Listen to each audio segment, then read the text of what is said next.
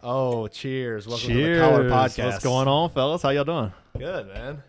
You was telling me you had a story about Adderall? You wanted to tell me? Well, I feel like everybody, it's such a college thing now. So, first time I ever took Adderall, it was, I was in college, it was exam week, and it was for my biology class, and I had a 55 or 60. Basically, I had to get like a 91 on the exam to pass the class. So you was dialed in. So my roommate, I knew he's kind of like a drug dealer, Mm-hmm. And I was I was true blue, sober. I didn't do anything, and he knew that. But, obviously, I see my roommate, doing cocaine, smoking weed, snorting anything he can get his hands on. So I knew that's the guy I need to talk to. I thought, listen, I won't say his name because he's a very successful guy now. I'll tell you this after today.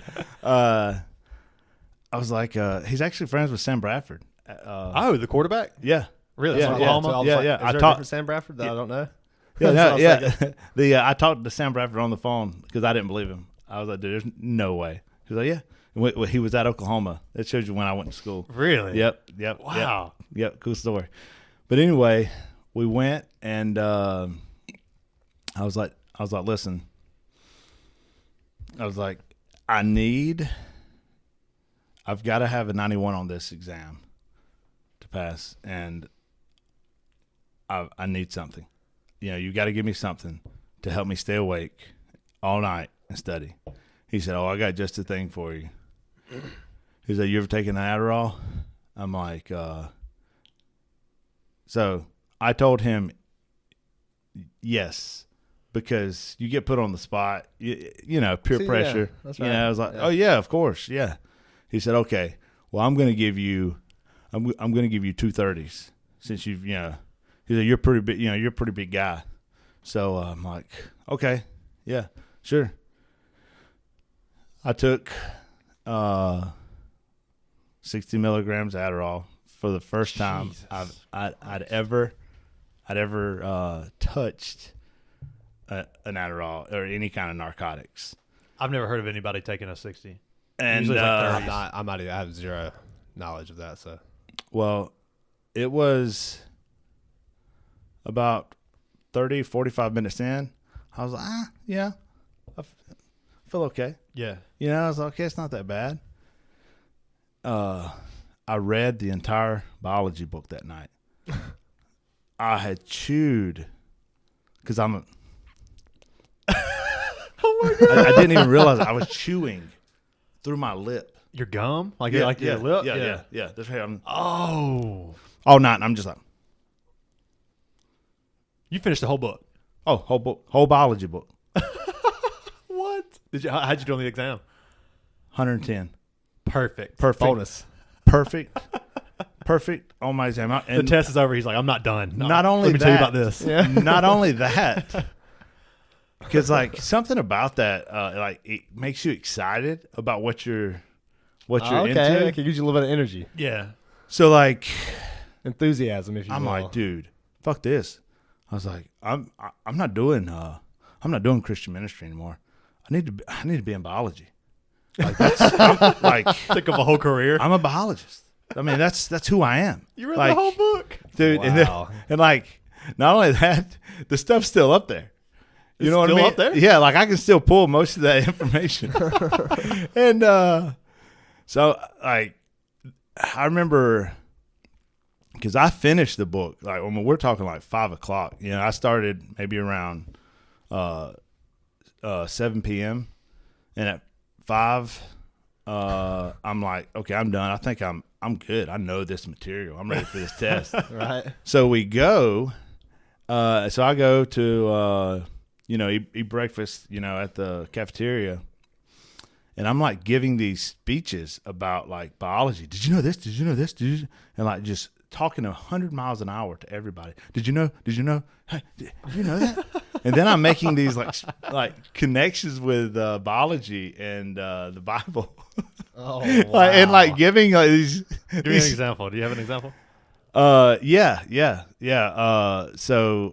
one is so you know how the atom is built with the proton and neutron, Right. the proton, neutron, electron. The nucleus is the proton and neutron, and then the electron, you kind of orbits around it. Right. You know, they've since proved that model is inaccurate, but anyway, you guys get it. You know, that's the. I got you. Yeah, that's the model.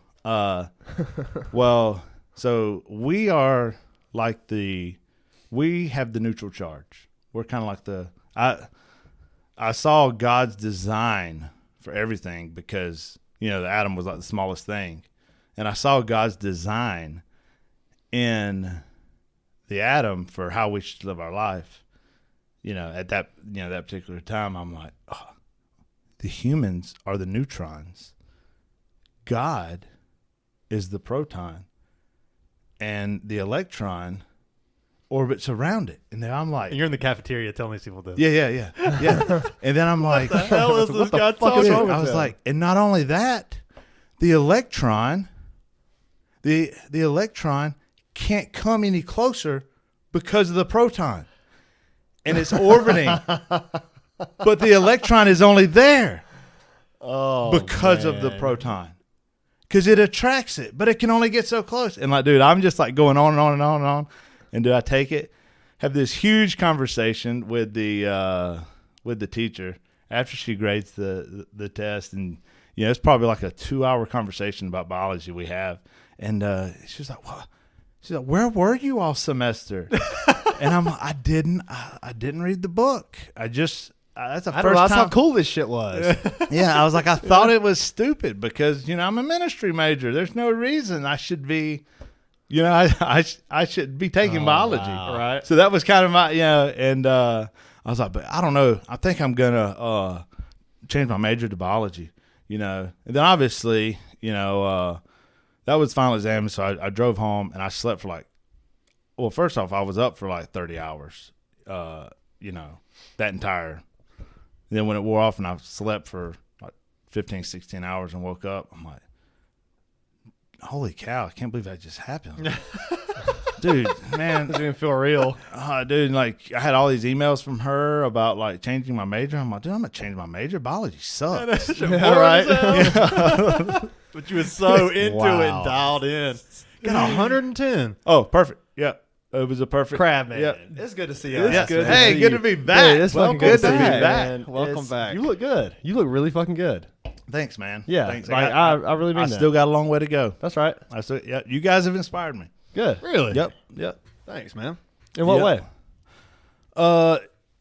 Him in the fitness and making, you know, kind of pursuing a better version of himself, Right. You know, mental health and, you know, mental clarity, and for you, for martial arts. You know? Okay. Yeah. So, dude, last month I probably spent over $1,000 in martial arts. That's fucking awesome, dude. I saw your. I got to see your kids compete. Yeah. On Saturday, so they did awesome, Yeah. man. That's So, good to see that. I I love it. Dude, I got a question. Okay.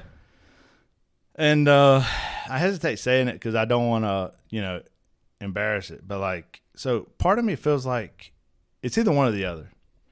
Either Marty Night is the shit, or he's not. He's a shit. Is he? Yeah, he's a shit.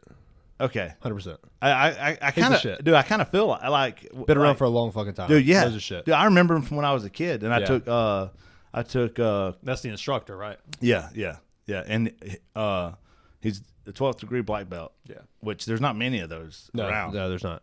And like, I'm like, dude, what is this guy doing here? And so we were kind of between Forge and Marty's school, and it really just came down to you're not going to outwork Marty Night. Right. No, like it's the same feat, and it's there 6 days a week. Yeah. And like, so I was Exactly. like, and plus it's like 30, you know, it's 30 seconds from the house. Yeah, it's not far. Right. Yeah, so I was like, dude, let's do that. Let's pursue that, because once we started doing our research on him, I'm like, dude, when my kids are grown and Marty Night is no longer with us, Right. that's going to be a fucking staple. And like a Yeah, for plaque, sure. they're going to be able to say like, dude, I earned a yellow belt or a blue Right, belt or yeah, an for sure, orange dude. belt Yeah. under It's Marty It's Night. a badass dude. Yeah. It's a badass. He still runs like 50 miles a week or something crazy. Really? Oh, dude. Dude, he's yeah. like 70. Dude, he's running yeah, like he's- crazy. He's He looks ripped. Oh, dude, he's a. Yeah, he's in amazing shape. Yeah. You know who he reminds me of? Just hearing him talking, he reminds me so much of like if Donald Trump was in shape and Really? I can kind of see it. Like, Yeah. I've never talked to him. I can and- kind of see it. just imagine Trump if he was into martial arts and Marty Knight like cares for martial arts as much as Donald Trump does about money, and that's pretty much the difference. That's Right. Yeah, they're the same person. Nice Right. comp, bro. Yeah. And And I mean, so, dude, I mean that as a compliment. You know what I mean? And so Marty gave my instructor, Chad, his black belt. oh, okay, cool. Yeah, so Marty, or Chad trained under Marty, and then Yeah. obviously I got my black belt through Chad. So Yeah, he talks a lot about Forge and Chad. And, yeah, for sure. We love it, man. Like you were talking about the like how enthusiastic you were about biology on Adderall. That's Yeah. me all the time with martial arts. oh yeah. it's a I can tell. 24/7 study. But like it's turned you into a really honorable man. I appreciate that. You I know? appreciate that, and I feel like that's one quality you definitely will get out of taking martial arts that long. It humbles you. Yeah. And a lot of humility comes with getting your ass beat. Yeah, because when you walk in as a white day belt, in day out. when you walk in as a white belt, everybody in that gym is going to kick your ass. You have to Yeah. be willing to get through that. Yeah, you for know, sure. to get through that struggle. I don't know, dude. I think with Brazilian Jiu-Jitsu that's true, but I don't think so. I don't think that's the same with karate. Why not? I think with karate, I mean, obviously a black belt's gonna whoop your ass, Oh, yeah. but I feel like my daughter Paisley, she's very she's got a. I mean, they're both talented in their own ways. Holden's real more passive, and he doesn't want to hurt the person. Yeah, But Paisley, Very aggressive. very she aggressive. wants to hurt the person. Yeah, I was telling her about the liver kick and liver punch, you Right. know, and What about the Liver King? Did you tell her about that? oh yeah, Straight natural, baby. primals. He's like eating bull Oh, testicles, dude. and it's disgusting. It's natural. It's I pure love natty. Liver King. Do you really? I hated him at I first. can't He's do so it, man. ridiculous. I can't do it. No, I hated him at first, but once he started coming on my feed and I started watching him, and like you start seeing his vulnerability, and like, dude, I love that dude. Like he's a real genuine dude trying to better himself and trying to help other people. But he seems so fake. He does seem fake. Dude, he's not taking steroids. like no, dude. He's 66 days natural. He came out that he was taking steroids and he's quit cold turkey, and you can see him. That's what I would shrinking. say if it came out that I did steroids. But No. I'm clean now. No, but he's taking Yeah, right. pictures. You can see it. Like, dude, he's gonna look weird after if he continues this. I mean, because you're not gonna be able to hide it. Right. Yeah. But those veins are so enlarged now, and now he's kind of gotten a little skinnier. And the veins And- stay the same size. Yep, the veins stay the same size, so he's gonna look like pretty gross. Yeah. But shout out Liver King. Shout But out to King. anyway, Paisley's got a real knack for it, and Holden's talented, but he just not as he doesn't have that aggression yet. That's right. Yeah, it comes. It But comes. but Paisley, she walked in, and I would put Paisley against any blue belt, her age. Yeah. That I've seen. Right. Because I don't. In her with her gender and her age, I wouldn't see any white belt beating her or any yellow belt beating her. Really? Heck yeah, That's man. awesome, man. Yeah. It's good to get those kids into martial arts at an early age. I think they can really benefit from all kinds of things. Life learning Yeah. how to fail. And just It's learning such a big learning lesson in how to life. fail. A lot of people don't know how to Yeah, fail. people don't know how to fail. Mike Tyson didn't. That ruined his career. Yeah. Once he lost to Buster Douglas, he was done. Yeah, it's crazy. Like It happens people are in- so scared to fail. Yeah, it happens in martial arts all the time when Yeah. you see those champions who have dedicated their whole lives to doing this. Like Tyron Woodley is a good example to where he dominated for yeah. so long, and then he finally loses to Kamaru Usman, and then he loses like 7 fights in a row. Yeah, it's been Yeah. bad. I don't think he's won. He hasn't won since. And there's like Yeah. multiple examples of this. yeah. Anderson Silva when he all lost. the guys that lose to Jon Jones. Yeah. Dominic Reyes was like Yeah. he was undefeated. He was like 17-0 or 27-0 before he fought Jon Jones, and now he's 27-4. Yeah, you start losing. Got knocked out 4 times in a row. Cody Garbrandt. Yeah, but he won. He won this weekend, didn't he? Or Saturday? Finally. He won Saturday, He finally won one. which is surprising. Which is like kinda, 4 or 5 in a row he's lost. Yeah, I kind of expected him to he was like a gatekeeper to build up cards. Good call on the Shevchenko and Grosso, and also on the Nunez when she lost to Yeah, Juliana back-to-back. Pena. Back-to-back Yeah. legends. You called falling, both of the falling at the hands of the Crabman. That one hurt, man, for me because I've been such a Shevchenko fan. Yeah, and for a long still, time. I've been a huge fan for a long time, and I didn't see it. She was dominating the fight. Round 1 was close. Dominated round 2. Dominated round 3. Got caught. Got caught in round 4. Well, I think a lot. I mean, you can tell a lot in the eyes, like in the weigh-ins and stuff like that, and the press conference. So one thing one I didn't call was Jon Jones. I thought Jon Jones was going to get beat, and I thought it was possible. Later, I'll show you guys the clip I'm talking about. But whenever they asked Ganu, whatever that guy's name is, Cyril Gane. Gane? Yeah, Oh, yeah. Cyril Gane, yeah. Yeah, whenever they asked him, you fought Francis Ngannou and how strong he is. How do you think you're gonna fare against Jon Jones? And then Jon Jones kind of interrupted and said he's not, yada yada yada. But then Cyril said, "I fought Francis. He has not. I made mistakes. I prepared for an angle that I thought was gonna be there, and he came at me differently. But Jon has not fought Francis. I have. So, and then the look on Jon Jones' face when he said that, because it wouldn't even focus on him. He was like, I don't know. I was like, dude, he's gonna lose. And I was like, I just saw that face. I was like, he's gonna lose. And dude, I cannot wait. I know they're playing this thing out. Right. I know Dana Ngannou and Jon Jones will fight. Yeah, but I think so too. That'll be the biggest fight in UFC history. I totally agree. And I think it's going to be in about 3 or 4 fights away for Jon Jones. John's already scheduled his next fight, July 8th. Stipe Miocic. Yep, that's going to be a good one. That's going to be a good fight. Well, you know what? I don't know. I thought Cyril Gane and Jon Jones was going to be a good fight. Yeah, I did too. But He after seeing that, easy. after seeing that, I don't think it's going to be a good fight with him I and think Stipe. you might be right. But I can't count Stipe out. I can. I mean, Stipe got obliterated by Ngannou. Well, I mean, if Jon Jones would have got hit like that too, the same thing would have happened. But that's to what I'm Jon saying, Jones. though. And you look at Cyril Gane went 5 rounds with Ngannou. Yeah. And Jon Jones goes out there and beats him in 2 minutes. Cyril Gane went 5 rounds with Ngannou because Ngannou had a torn ACL. That's why he wrestled with him. Yeah. If Francis stays healthy and trains high caliber people, that's the problem. You can't train these guys you're fighting. So you're training with good people, but you can't imitate what that real fight is like. Oh, 100%. Yeah, for sure. And that you need that The experience. energy, the fans, Bruce Buffer. You're nervous, man. dude. It's time. When you hear Bruce Buffer say it's time, I bet the damn anxiety, and I don't care who you It's are. explosion. I bet you're like, oh my god, it's yeah. time. It's fucking time. Except for when know? you're Jon Jones and you've never lost a fight. Oh man. Oh, he has lost 1 fight. Sorry. Yeah. It's him elbowing the shit out of Matt He Hughes. has a legal stoppage. Or The illegal. 12-6 elbow. Yeah. Yeah. Dude was bleeding out of his eyeballs. Yeah. Yeah. And you're telling me this man won? I know. Jon Jones has such an impressive resume. Dude, I was watching their training camp, and Henry Cejudo was talking about how Jon Jones gets the back a lot, and he tries to force taking the back to a point to where he ends up getting put in a bad position.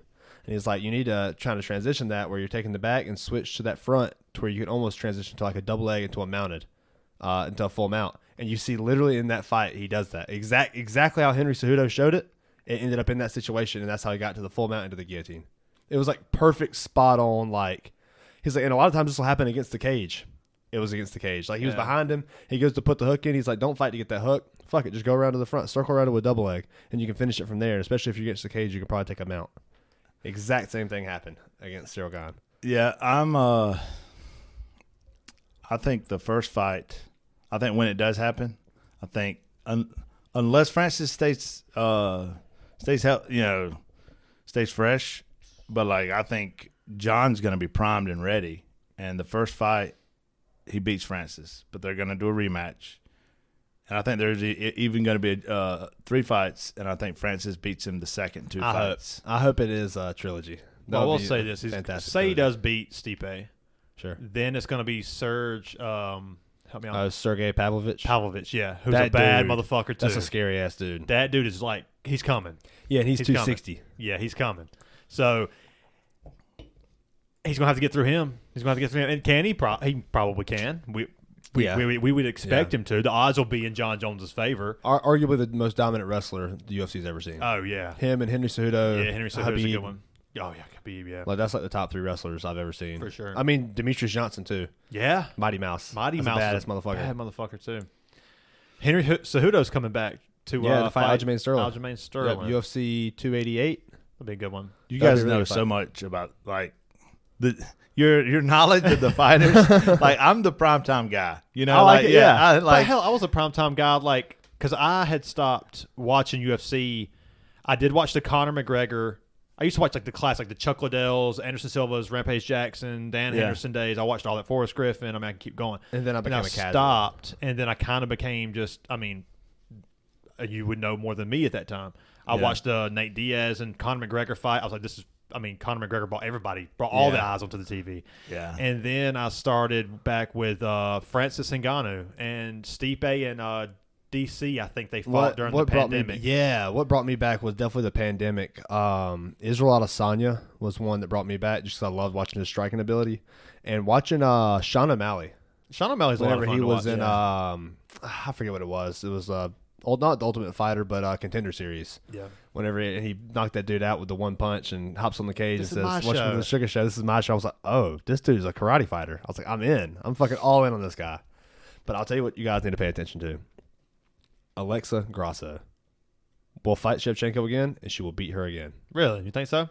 I will say Shevchenko there's a small decline we're seeing. And the problem is like you could see after the first round, Shevchenko was kind of going backwards the whole fight. Because she's scared of Grosso's knockout power. She has true knockout power. Like, not many women have true knockout power like her. Incredible knockout power and incredible jiu-jitsu. Now, Grosso did win that fight, but I will say that Shevchenko was dominating the fight. Oh, that's fine. Yeah. But I'm saying next time, I don't think it'll be that way at all. Okay. I think it'll be more of a dominant performance from Grosso. I just don't want to see, and it might end up being that, but I think it could end up being that because of Shevchenko. You're starting to see a decline. Yeah. You saw it. I think that's part of it. The fight before Grosso, where she arguably lost that fight. Yeah, for sure. And then you called for it, and you called for it, Brent. She ends up getting rear naked choke, right? Yeah. So she went to throw that spinning kick again, and she was already going back. She's against the cage. She goes for the spinning kick. Alexa Grosso steps into the spinning kick and just fucking slams her on her head, takes her back, chokes her. Dude, what I did with this last card, I'm going to do it for every future card. So fun. Because I'm telling you, I've spent $5. And I didn't win anything, but I was putting $1 on these like crazy odd bets. And if there was one of them that I almost won, if one of the person, I forget who it was, if they would have won, I think they won in the wrong round. But it was like, I would have won like $2,000. I spent $1 on that bet, and like that would have been I would have won $2,000. There was one that I think I sent you on Instagram and John Michael, and it was a guy bet every single thing that happened in every round. He guessed that. Oh god! And he put like $10 down and won like $50,000 or something, like $400,000. Yeah. See, I don't like. And somebody commented and was like, "Oh, that's got to be a time traveler," and I was like, "Nah, that's a time traveler. He's putting down $10K." I bet if you look, if you look at his bets, I bet he makes probably $110 bets. Yeah, right. And like he's probably down or like close to being. He's playing the roulette table. Yeah. He's just throwing it around. It was like our Will Ritchie came on a couple weeks ago and talked about how when he was in Vegas, he put like a couple bucks, like $1 or $2 down on it hitting green at the roulette. Yeah, roulette table. You go red, black, and you have 2 greens. Oh yeah. So 48 of them are black. 48. 49 and 49. 49. So you never have more than a 50% chance to win. So the house is going to always win. But if you hit green, it's like if you want to take that chance, that 2% chance of it hitting green, he did. He got like $100 something. I was like, dude, if you put like $50 down, you would have fucking hit. Big. You'd be buying a new car. Yeah, buying a fucking house. Yeah. I was like, damn, man. He was like, oh yeah, I didn't really think about that. Yeah, that was. He goes, yeah, and he said there was this guy. With one of those green Vegas hats.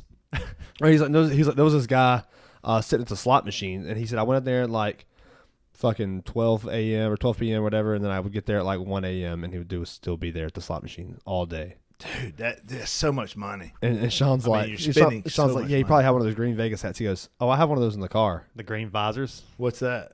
Like, the little green visor. Oh, yeah. So he goes and gets it out of his car and wears it. Yeah, and he I was had I one was in the car. What else do What you are have the in your odds? car? What are If the odds that you is had in- that in there? If that's in your car, what else do you have in your car? He may be one of those guys that knows how a conversation is gonna turn out. Oh, before man. it happens. He's Yeah, a like- blue player. Yeah. He's a blue player. Yeah. Oh shit! It's good to have your ass on here, man. It is It's drinking really the liquid good. death. Hey, yeah, cheers, man. It's the Collar podcast. yeah. yeah. No brew. No brew. So, yeah, it's our first sober podcast. Yep. It feels really good, actually. I'm I'm already a little hungover, but I kind of planned on just drinking last night because I wasn't going to drink today. Really? So, but I am a little hungover. I drank too much last night. Yeah. So I'm trying to lose a little weight, and so I 45 pounds? Overall, I'm probably down 55, but since the beginning of the year, 45 pounds.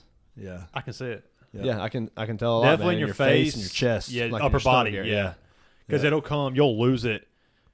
You'll start noticing it, like the bottom of your gut will be the last to go. But the top of it, you'll start seeing it slowly, like, kind of like flattening out. Deflate. But like, Yeah. so you'll see it kind of go down from the top of your stomach first, and then, I don't know. I will say one thing you didn't lose is the biceps, man. It was looking Dang. solid, man. It looked Yeah, good. You didn't lose the arms, man. I like Yeah. it. Dude, thanks for the book, Meditation, Marcus Aurelius, right? Yep. Meditations of Marcus Aurelius. I referenced it last. You did. podcast. And But I was talking to Heather last night, and I go, I don't really read, but it's been on my mind what you said last time you were here. You know, you said that you guys work out your physical bodies, and I work out. It's just as important to work out your mind as well. yeah. You know, and I was like, yeah, I think there's something to that. I think you should be always, don't be content with like the mind that you already have. You always got to look to improve that. And yeah, I'm super excited. You read like 2 sentences of that book, and it was already so much to comprehend and so much to think about. Right. Yeah. Like that's why I wanted to kind of read it to you. But first thing, he's like, "Oh man, I'm going to read this whole thing." I'm like, "Okay, calm down. Like that's a Yeah. book you live in." Right. No, You you're know, right. like, You're 100% right. When- Because I've never finished it, but like what I've read, it's been life changing. And like I said, I've never finished the book, but it's just the sentences is so in depth, and that Marcus Aurelius, he was so far ahead and so deep and such a deep thinker that when he wrote his sentences, it was just so jam packed with just stuff to think about. And dude, even if you just read a sentence a day and just thought about that, Contemplated it all day long. yeah, at work, because it sticks with you. And then when you start making a decision or you see somebody, that's what he was talking about. Right. You've kind of inspired me to just be more of a free thinker. You know, because I consider you a free thinker. You are always kind of challenging ideas, not against other people necessarily, but just with yourself in a way of like, why do I think the way? Like, why do I think this way? Why do I, why have I always thought of, help me out here. What's a common ideology that someone has? Why not always think,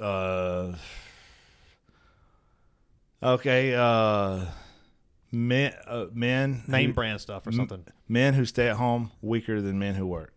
There you go. Very Very common for people to say like a guy who stays at home is less of a man than a man who works. Right. Yeah.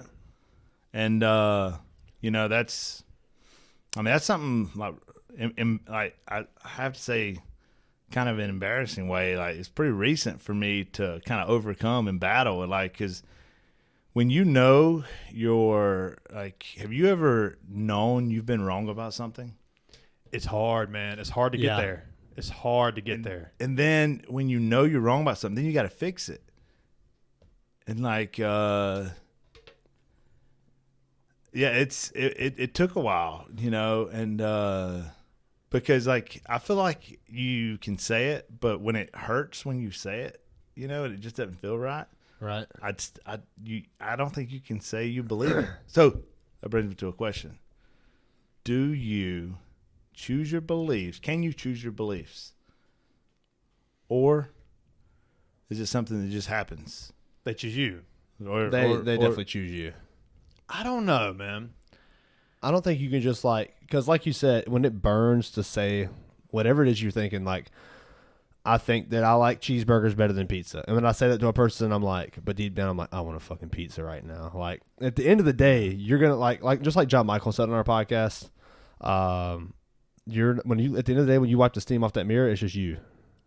You're looking at you, the person, the eyes you see in that mirror, you're looking, you know what you really like deep down.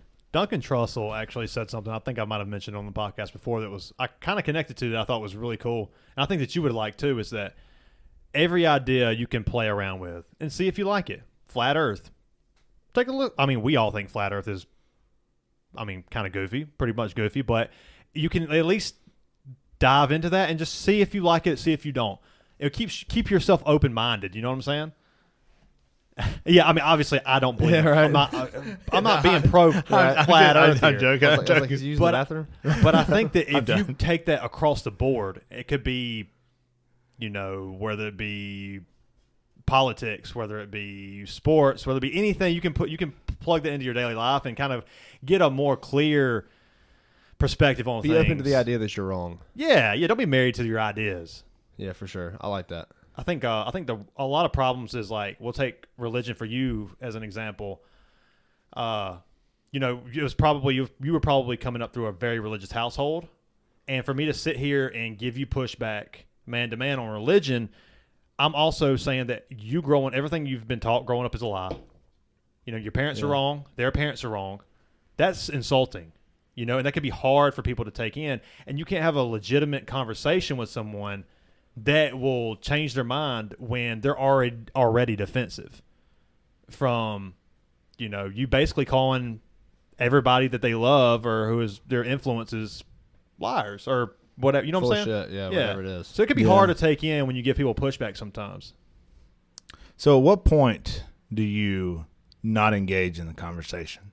Because I joke about that, leaving. But Flat Earth, that's one of those conversations that if I'm talking to somebody, like, we've proven. I mean, it's been proven. Yeah. Like, what agenda? I mean, there's no there's nothing to cover up. I feel like you're just being difficult for difficult sake. And there's science, even math can prove that the Earth is round. Yeah, it's all fake. Math's fake. But so. They made up math. It's got to the point the masses. that I won't discuss that. That's one topic I won't discuss. Yeah. So what are some topics that are just like, because it's meaningless. Like you're out the gate. You're talking to somebody. That's something I'll shut down pretty quick because it's a little goofy. Yeah, I feel like there's not very many conversations like that for me. I'm not gonna shut down the conversation. I'll hear somebody if I feel like they're making decent points, I'll entertain it for a minute. Yeah, just to hear them out. But for the most part, if I'm already dead set on something, like the Flat Earth thing, I'll hear what people got to say. I think it's ridiculous. It's goofy. But if Shawn tried to make a case for Flat Earth, I'd be like, okay, and what else do you think about it? I might troll him a little, but really I'm listening. To be honest, for me, I've gotten to the point, and it's hard. I mean, I struggle with it sometimes too. Is that when people, I'll talk with people about anything, but it's when they start getting defensive and kind of aggressive, raising their voice. Yes, I'm checking out. I'll just tell them that we have to agree to disagree. Yeah, I'll try to harmlessly end the conversation. Yeah. So could we be wrong, or right now in the media it's pretty clear the whole. Men transitioning to women entering in sports. That's the first one that came to my mind. Could we be wrong about that? I'll tell you my take on this. I mean, y'all could be wrong. I'm never wrong, so. I'll tell you my take on this. I'm really surprised that I'm not. And you're a white male. I understand that. I might not be able to be in the shoes of a transgender person. Oh, you're coming out as a white male? Yes. Thank you. Yeah. No, but letting everybody know. I think that I'm pretty shocked. I'm really shocked that people who have transitioned aren't they're not really kind of creating their own category for like their own UFC. Because there is a women's division. There's a reason why there's a women's and a men's division. Francis Ngannou going up against Amanda Nunes. There's a clear gap, and it could get very brutal very fast. Well, I think the argument for that is that it's very exclusive. It's making them their own category. You're you're your own thing. It's like a It's very like demeaning saying that they're their own thing. Yeah, but I That don't makes think sense. I don't think I understand. That's the argument. argument. That's the yeah, argument. that's I'm the not argument. saying- Yeah, that's the argument for sure. But I think that, and I'm really shocked that you don't see very many feminists coming out to defend females who have been dominated by men who have transitioned into women. It kind of shocks me that like you think like people who are like feminists who are more pro women would be like, hey, wait a minute, why is this guy who's like in Connecticut, the swimmer that we all know about the swimmer in Connecticut who was like 250 in the men's division, transitions, still has like we've seen Caitlyn Jenner transition. So apparently with big features. the swimmer, it was like over like 10 years as a woman that they were losing, and they worked their way up the ranks in the women's division. And they then- didn't just like transition and like 3 months later they were winning. Yeah, there's multiple examples. I don't But have yeah, them in but front yeah, of I me now. agree with You you, can yeah. look them up. You can do the research yourself. And then they start dominating. I would be very upset if my daughter lost a scholarship or got beat out by a scholarship by a former, like a former man who transitioned to a woman and had an edge Yeah, in yeah, the sporting. for sure. I think, and there's no knock on transgender people. You guys know me. I'm all about. I love everyone. Peace and love, baby. Peace and love. You know, and I think that another coming from a different angle too is you'll hear that from a lot of people who truly just don't like transgender people. So they'll use that as a talking point, but they don't. They are really Just using being it an to asshole. be an asshole Yeah. and kind of talk down to them. So I'm not coming from that angle. And I think you see that a lot with Republicans and black on black crime. Like, yeah, black on black crime does exist. But these white Republicans, when they use it as a talking point, they don't give a fuck and they're doing nothing to fix it. So if you wanted to be truly equal, I think you get rid of all. I'm not saying I agree with this, but if you wanted to be equal, you get rid of all gender sports. Like, you know, so like there's no women's football league, or you know, there's no WNBA. There's only the NBA. Mm-hmm. There's only professional basketball, and there's tryouts. And then you try out, but then you would find the women wouldn't. I think that's already been done. I think that's why it's the NBA and not the MNBA. It's not the Men's National Basketball Association. So women can be in the NBA. That's And fair. that's true. why they That's true. created that's why they created the women's NBA. Yeah, women can play because football. women wouldn't qualify. So Yeah. they basically have it like that. Yeah, so I feel like that would be the only way. But like, if you do that, you would exclude a lot of. I feel like it would be unfair to a lot of professional female athletes that make exactly, that make good money. Yeah, that's how it started. in Was a sport and that they all love. most sports like that all started as open, or they still are open, but the women just couldn't compete, so they started their own league. Yeah, I would like to see. I'm surprised there hasn't been someone to, because we all know Ronda Rousey. She was one of the first Oh, yeah, to fight a innovators. man. No, well, I'm just saying, like, we all know, like, we missed out on a large gap of women fighters in the UFC. It's so entertaining to see, you know, Chef Shanker losing to Grosso, and Ronda Rousey was one of those like pioneers. Yeah, Why can't we have transgender pioneers in those sports in their own league? You know, I mean, yeah, it might seem a little. It might seem like I'm coming from an angle of like they just need to have their own sport because they can't be in our sport, but I think that would be the answer. If I was transitioning, I would kind of want to lead that and be that pioneer to like, you know what, fuck them. This is our thing. We're starting our own thing, and you know, let's see how far we can grow this. yeah. I guess from my side, like playing the devil's advocate, like we do. I don't know. I think the problem with that would be then there's such a lack of competition in those leagues that it would be easier to have a title in that division because there's less people. So it was for Ronda Rousey, though. Oh, I mean, that's Ronda fine. Rousey was very talented. I don't want to take away from her. Oh, that's fine. Amazing and then judo. whenever she lost, like that was the building up of that league. But like, I don't see that many. Like, there's not as many transgender people as there are men and women. And then might as well fighters in general. Yeah, but I think you have to be able to. Every sport has its starting place, and it's not all. You can't like. It's not obviously going to start and be on the level of UFC or whatever. It's going to have to grow. It's going to take some time, but I think that it would be very inspirational for other transgender people to see other transgender people doing it. I don't know. I'll come from a different angle. I think how they would look at it too is that, like, I want to be recognized as a man or I want to be recognized as a woman. I don't want to be recognized as somewhere in between. Okay. And I think that's probably why that would never happen. I think that was like kind of with the bathroom issue. They didn't want it to be a transgender bathroom. They wanted it to be a gender neutral bathroom. Yeah. So it wasn't like a thing. I understand. They don't want to be like, I'm not a man or a woman, because like I clearly want to be recognized as a man or a woman, whatever it is. Yeah, that's it's fair. like, so I don't want to be recognized as. That's fair. You're on your own league. I get that. Yeah, and you don't have a gender, and I think I agree with that honestly. So maybe that isn't the answer. Having your own league. I mean, what's some other options we have here?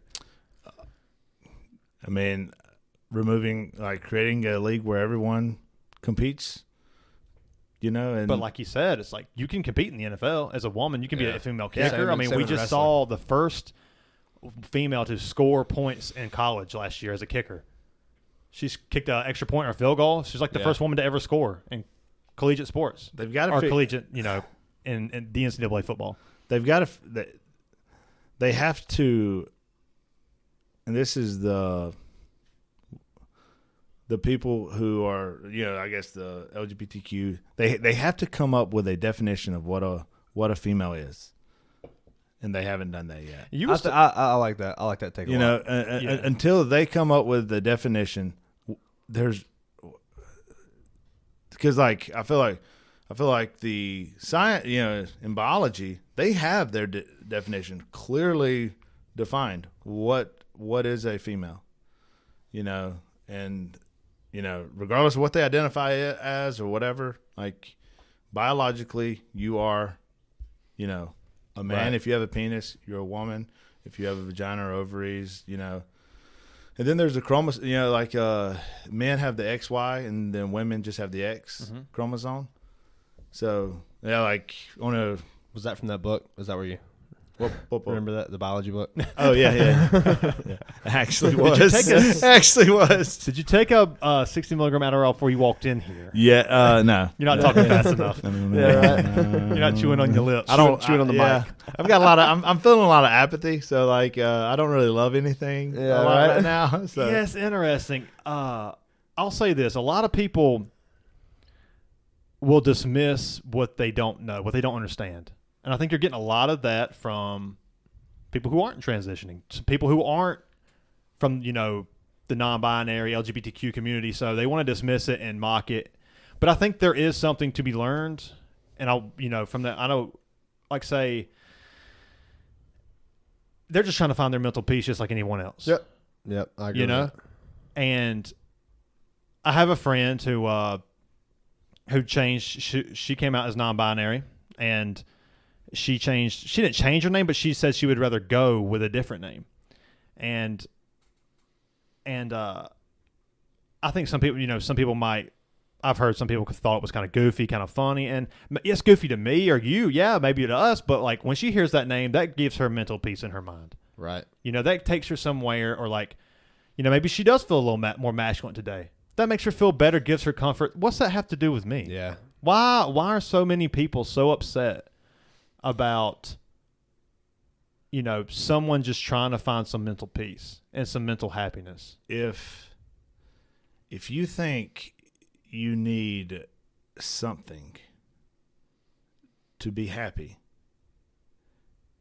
then you've already failed. I see where you're coming from. Because people would, if I just had this much money, or if I just had this job, or if I just had this car. You're 100% right. You always want more and more and more and more and more. There's always something else. But happiness comes from within. And you find it on the inside. You have to look within. You're not going to find it in any other thing. True happiness is within. So before you make any crazy to the listeners, before you make any crazy changes to your body or to your life, I totally agree with this. You've got to find mental peace, and I think just be. Now, I'm not saying some people are homosexual. So what? Yeah, who cares? Yeah, but if you think that, I I think that's just such a drastic.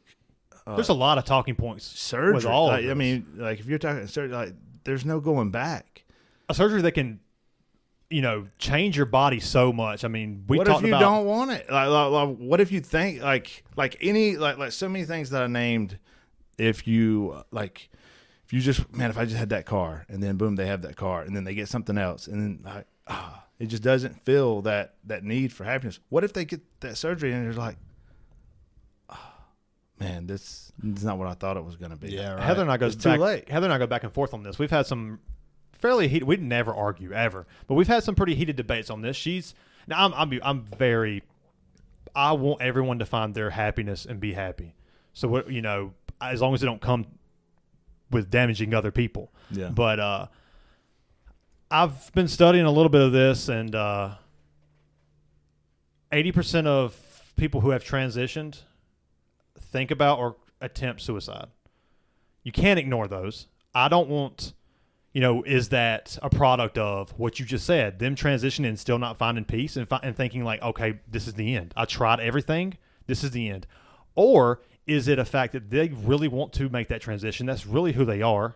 It's a woman transitioning to a man. They feel like they are a man. They make the transition, and they're still not like they feel like they've taken a lot of heat from they feel they don't feel accepted by the average person, which it's pretty obvious that transgender people are not very well accepted by the average human being. Yeah, for sure. We all know. I'm sure both of those things are spot on as far as that's definitely a cause for both of them. Yeah, I think that's probably a cause for both.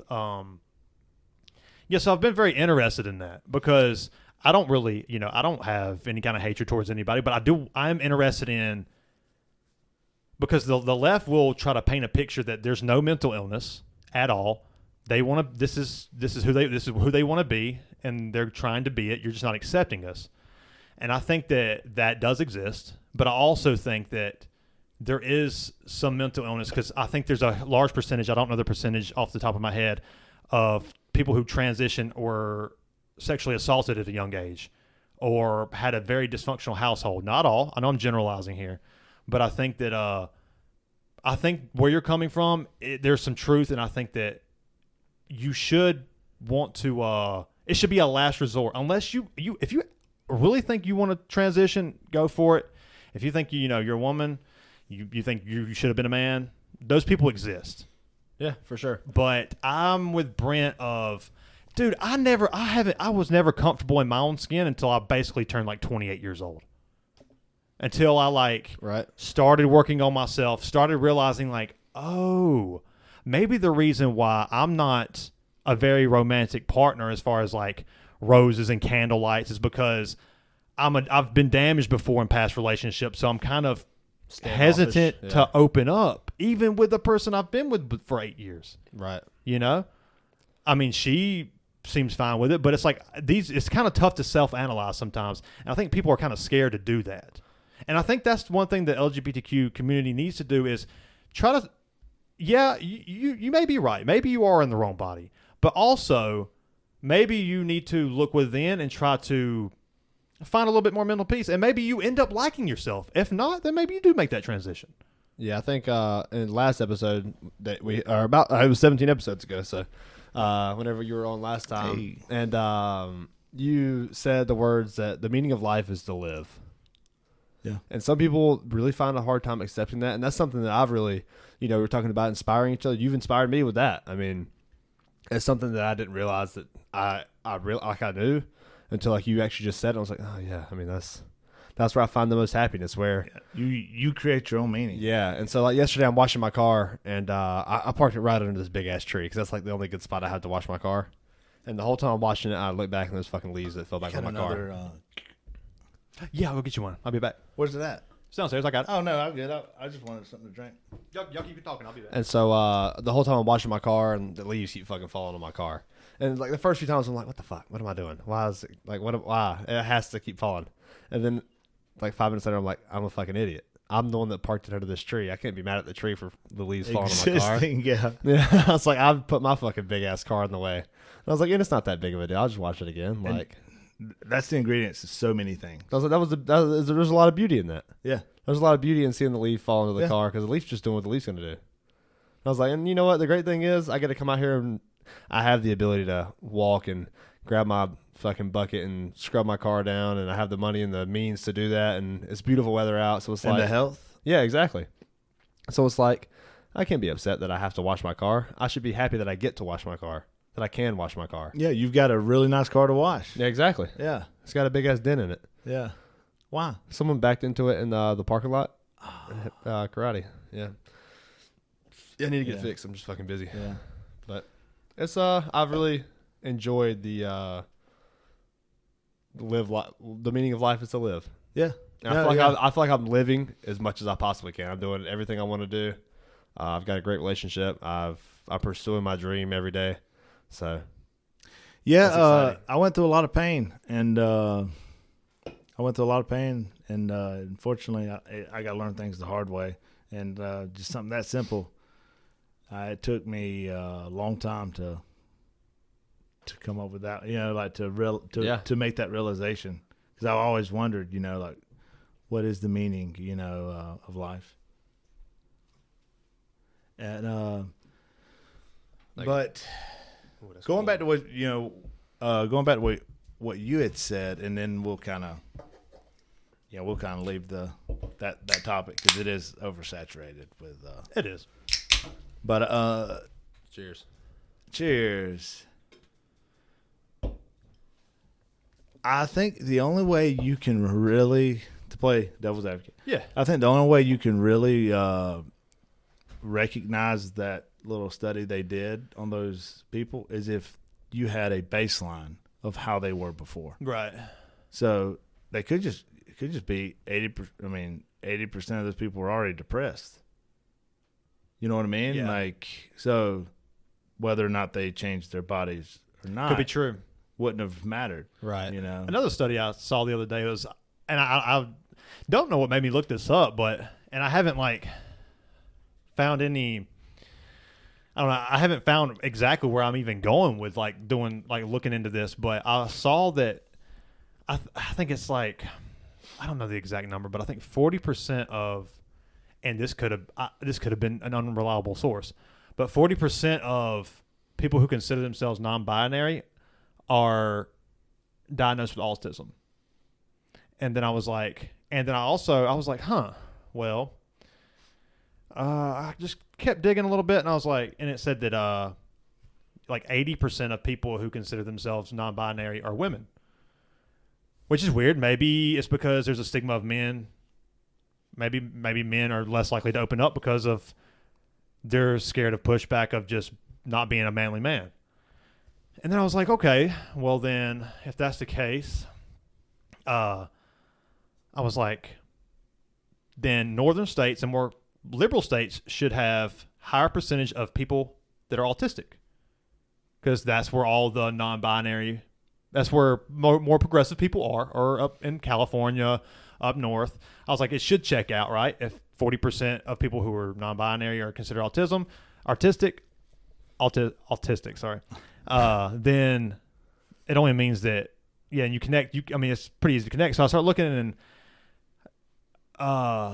there's a 2% of, and then when you think about that, you're like, huh, if I had to pick states that were more autistic, I would pick the South.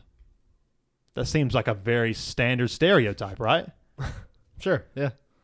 But when I looked into it, it was like 2% of Americans are autistic, and from, I don't know, like Virginia down to Florida was a little more higher. Out west, like your Iowa's, it was probably pretty 2 to 2.5% from you got like California, South. New Mexico, California Seattle. didn't check out. California was the same as, it was 2%, but all the places up north, Rhode Island, New York, were double, 4%. Maybe they're a little more educated up north. There's a lot of big communities, big colleges up north. It's more liberal states tend to be more educated. It seems that way. I don't know. You tell me if I'm wrong. It's Tom Brady's fault. He needs another So scandal. I thought that was very interesting. Like I said, I don't know where I'm going with that research or my purpose of even looking into that research. the more I kept looking out, the more and digging, I was like, this is very interesting. Yeah, the first thing I think of is I would say population per acre is probably up north would probably correlate with that study. And maybe people in the South don't even like. They probably just don't even. I don't know anybody who like goes out and let me get studied to be autistic. You know, like I feel like there would be. Yeah, there's definitely more like conservative ways of thinking, or like, oh, he's just a little slow. Right. Versus up north, you're probably more likely to study those things. They're more progressive. Well, that's like they're more progressive. Yeah. So once could be 4% all across the board. Who knows? Well, once you guys start having kids, you'll take them to a person called a doctor, a pediatrician, okay. And then okay, yeah, and then they ask, you go through all these. I mean, it's crazy all the questions they ask. And I've heard of a doctor. Yeah. And that's how they kind of start the ball rolling on that. Okay. If they trigger anything. Now you could have doctors like pediatricians that are a little bit more conservative and okay, it's possible. Yeah, But, like I said, I don't know where I was going with that research, but I thought it was very, very interesting. The more I dug, and like when I was like, okay, well then that means that liberal states would have a higher percentage. Yeah, seemed that way. Maybe those stats are skewed. I don't know. Maybe there's a reason why, but it checked out. So I don't know. I don't even know where I was going that brought that up, but I thought it was kind of interesting. I kind of wanted to share that with you guys. Yeah, it is very interesting. So man, it was something I was going to ask you, but I forgot. So I was told to ask you about a freshman academy interview. You forgot, didn't you? Oh no.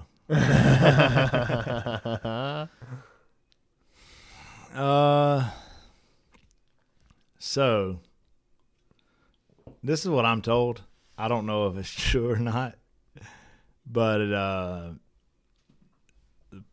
Palmetto was like the first freshman academy around here. It was a big deal that, and I kind of picked up on that, but for whatever reason, those teachers love me. I don't know why, but they picked me to be part of to be interviewed by the news because the news covered it, the freshman academy. Channel 4, baby. Yeah, and that's the first time I'd ever experienced anything like that. Be on the news? Yeah, like interview. I've never done anything like that. Yeah, I mean, we're talking the camera. Right. This far from Hey, sir, like what do you think about transgender people transitioning to sports? Fuck it right in the pussy. What's transgender? You just like a big dumbass on TV. So, I mean, relatable. We do that every weekend. There was no truth to what I said at all, but because I wanted them to look good, because when people like you want to you want to make them happy. Yeah, and I was so young and immature.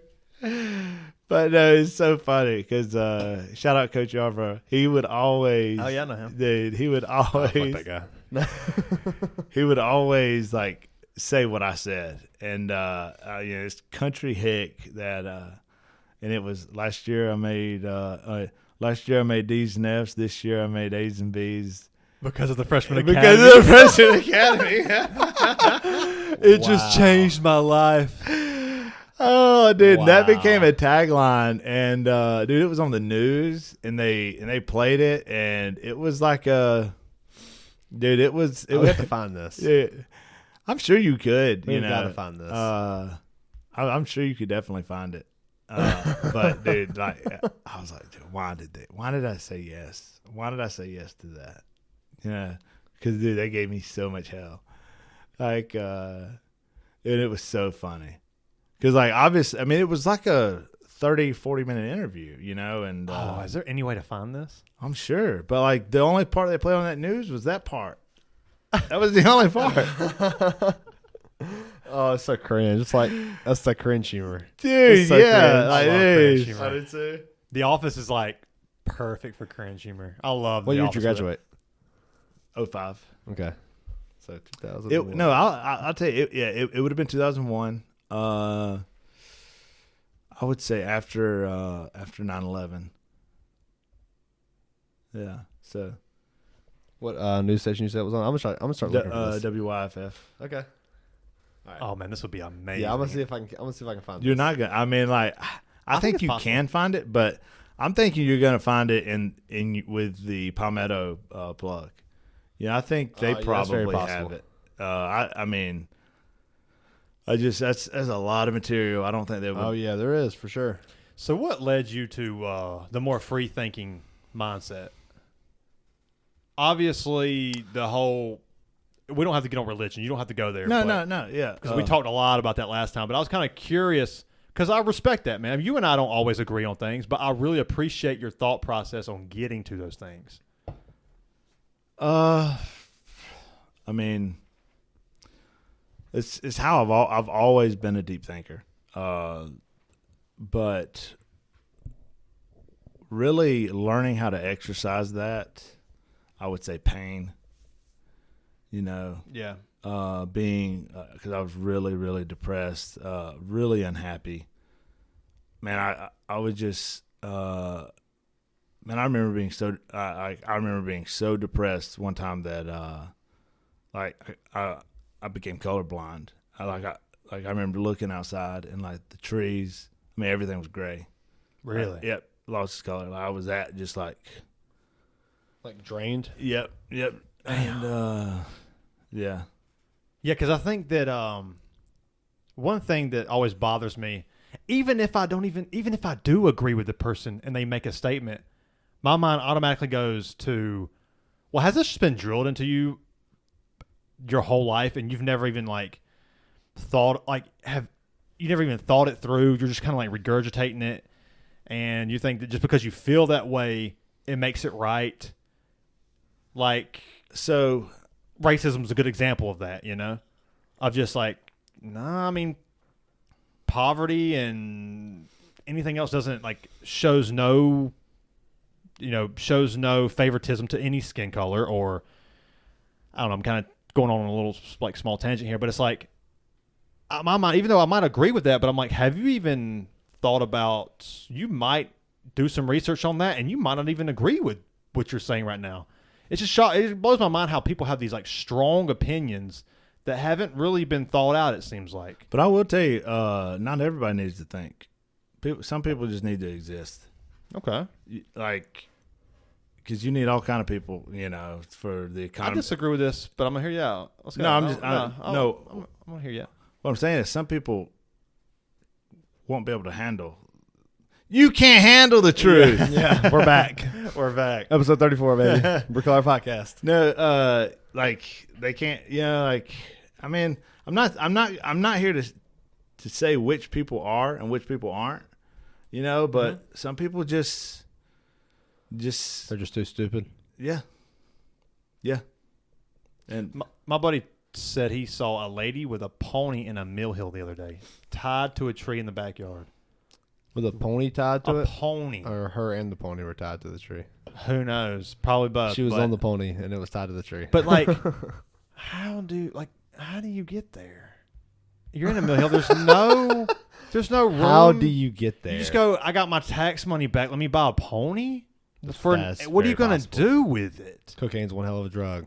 I bet. But is it even those I bet people's she faults? rented. Now, that would be the first thing. Like, how long has the pony been there? I don't know. It's for a birthday party. I could see it for being for a birthday party. They never came and picked it up. and they rented it, and all he saw was just a brief, you know, because Segment, her clip. grandma, her granddaughter is having a birthday party, and she wants to surprise them with a little pony ride, you know. And see, it changes. She should tie it to the tree by Yeah. its neck. She tied it to the tree yeah. just for, you know, overnight. Oh no, I think this was a long-term thing. Okay, a long-term it thing. I seems got to- nothing. every day I for think a she was year. ordering. I got nothing.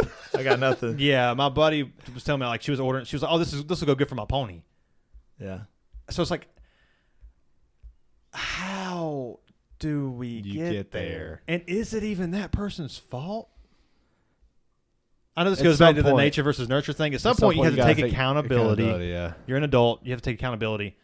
But is it they're kind of a product of their environment in a way. That person has probably been damaged in some kind of way growing up. Yeah, but do you think that person's doing anything wrong? Tying a pony to a tree. Yeah. It's a little fucked up for the pony. Probably. Pony I probably agree isn't with getting that. fed. Okay, what about a person that changed their dog to a Yeah, tree? it's just as fucked up. No, Yeah, I think it's just as I don't. Okay. Yeah, I'm not a fan of yeah that. I'm either. not a fan. Now, do you eat meat? I do. Oh yeah, it's delicious. I would venture to say that pony has a better life than the meat you eat. Would you? Yeah. Yeah, I would 100% agree with that.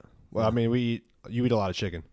Chickens get fucked I'll say on. this though: the meat that I eat isn't suffering anymore. I'm not saying that lady's right or wrong. No. Yeah, I'm no, just, that's okay. you I'm know. with so if you I'm had with to you. die, would you rather be shot right in the head, or would you rather be tied to a tree and That's where I'm suffer? Oh, tied to a tree. going. Really? Because there's a chance. But there's no chance. Like there's no chance. But you No, can't- there's still a just chance gotta- in this but you reality. can't- though. okay, maybe. You Because can't there's say- a chance for that pony To get in real free. life Yeah, to that's get okay, that's free fair. and get taken That's care fair. of. Yeah, you can't because like as long as I'm breathing, there's hope. You I know, love that. like, I love that. So, yeah, I wonder, and like sitting here drinking our liquid deaths and then the fucking air conditioning, it's easy to have that mentality. I wonder how fast that mentality goes. I when think you're I getting think it's deep. Different for people, probably. I mean, like Yeah, obviously, but like for you, how fast do you think that mentality? Do you think you keep that mentality a year in? hey, can you bring that gun back? That's like a month in, dude. like Joe, that's Joe like, Dirt. yeah. That's like a Bring month. the gun back, please. Dude, that's like a weekend. You're like, oh my god, I made the wrong decision. Dude, what's I mean, who's bringing you food? Who's bringing you water? Yeah, maybe Because like if you No. if you don't have food or water, it's not gonna be very long. the fucking crackhead lady that just ordered you a fucking kiddie pool on Amazon. Take the I got this for my pony. let's talk about the drink the this is a fucking good pool water. example of I guess it's a good example, but might be a bad example, but of Brittany Griner spent a year in a Russian prison. That had to be some dark fucking times, dude. Oh god, Coming from It's been that America. No, I think she's she's out. officially. Oh yeah, I she mean, got fucking. Yeah, that's I'm right, not that trade. like I'm not saying she didn't have it hard, but like what like that was on her, honestly. no like what like it's not like she was getting tortured for information. That's true. I don't know what it would be like being an American in a Russian prison. I mean, That's I also bet true. she's like 7'3". Like who's gonna be messing with her? Dude, there's some badass Russian motherfuckers. You ever seen? And you know what? If there's like 3 or 4 of them that don't like you, I mean, there's gonna be nothing but Russians in that fucking prison. Valentina Shevchenko, baby. And I mean, she probably, I don't know what she went through. This is all speculation here, but I'm sure it wasn't easy. I'm not saying it wasn't, But also- like, it's not like she was, you know that that girl from the Navy that was kidnapped and the SEALs went over, and Oh yeah, I remember that. I don't yeah, remember like she was like an intelligence officer, Uh-huh. and she was like held. So like, Oh, God. first off, you're a woman, so you're Jesus getting raped. Christ, Yeah. yeah. I mean, that's Whew, guaranteed. That's happening, yeah. And Jesus. then you have the torture of the information because you have like she has information. They that know want. it. Yeah, they know it. Oh, God. So like in the SEALs, SEALs went up in there, dude. That like I went through a Fucking big havoc. yeah. I think it was Jocko Squad. Really? Yep. That's a bad motherfucker. I kind of disagree sir. with you on the Brittany Griner thing about it being her fault, though. I understand that she had like a weed cartridge, but that doesn't justify. Oh no, I'm not saying Yeah. like that she deserved that. I think that's ridiculous. You said I thought no. I'm saying that you said it was her own fault that think she got in it's- that situation. Yeah, you've got to know other countries' laws. Like if you know that it's illegal in that country, you need to know the consequences. That's before fair. You do that That's stuff. a fair take. I obviously think that's a fucking ridiculous punishment for a Right, person. right. Yeah, I didn't mean that you Yeah, said yeah, that but- the punishment fit the crime, but No, yeah, but like if you're going into another country, you've got to know the laws. You got to know that especially shit. Russia. Fuck. dude. Yeah, you're going into a communist country.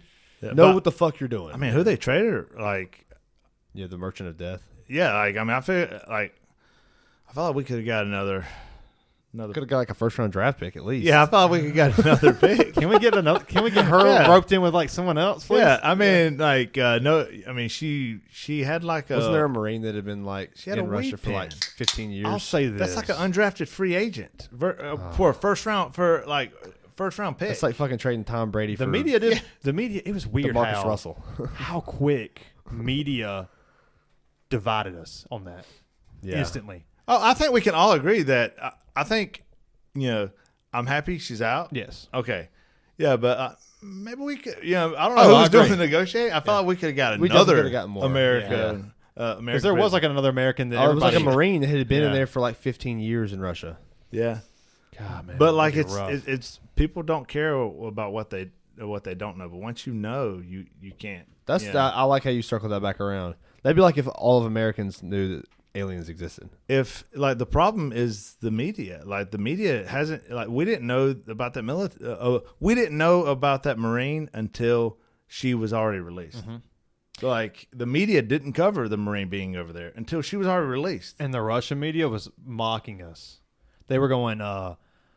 They were laughing at the fact that they said that the military guy. They were saying that he has the odds against him because he's a white male.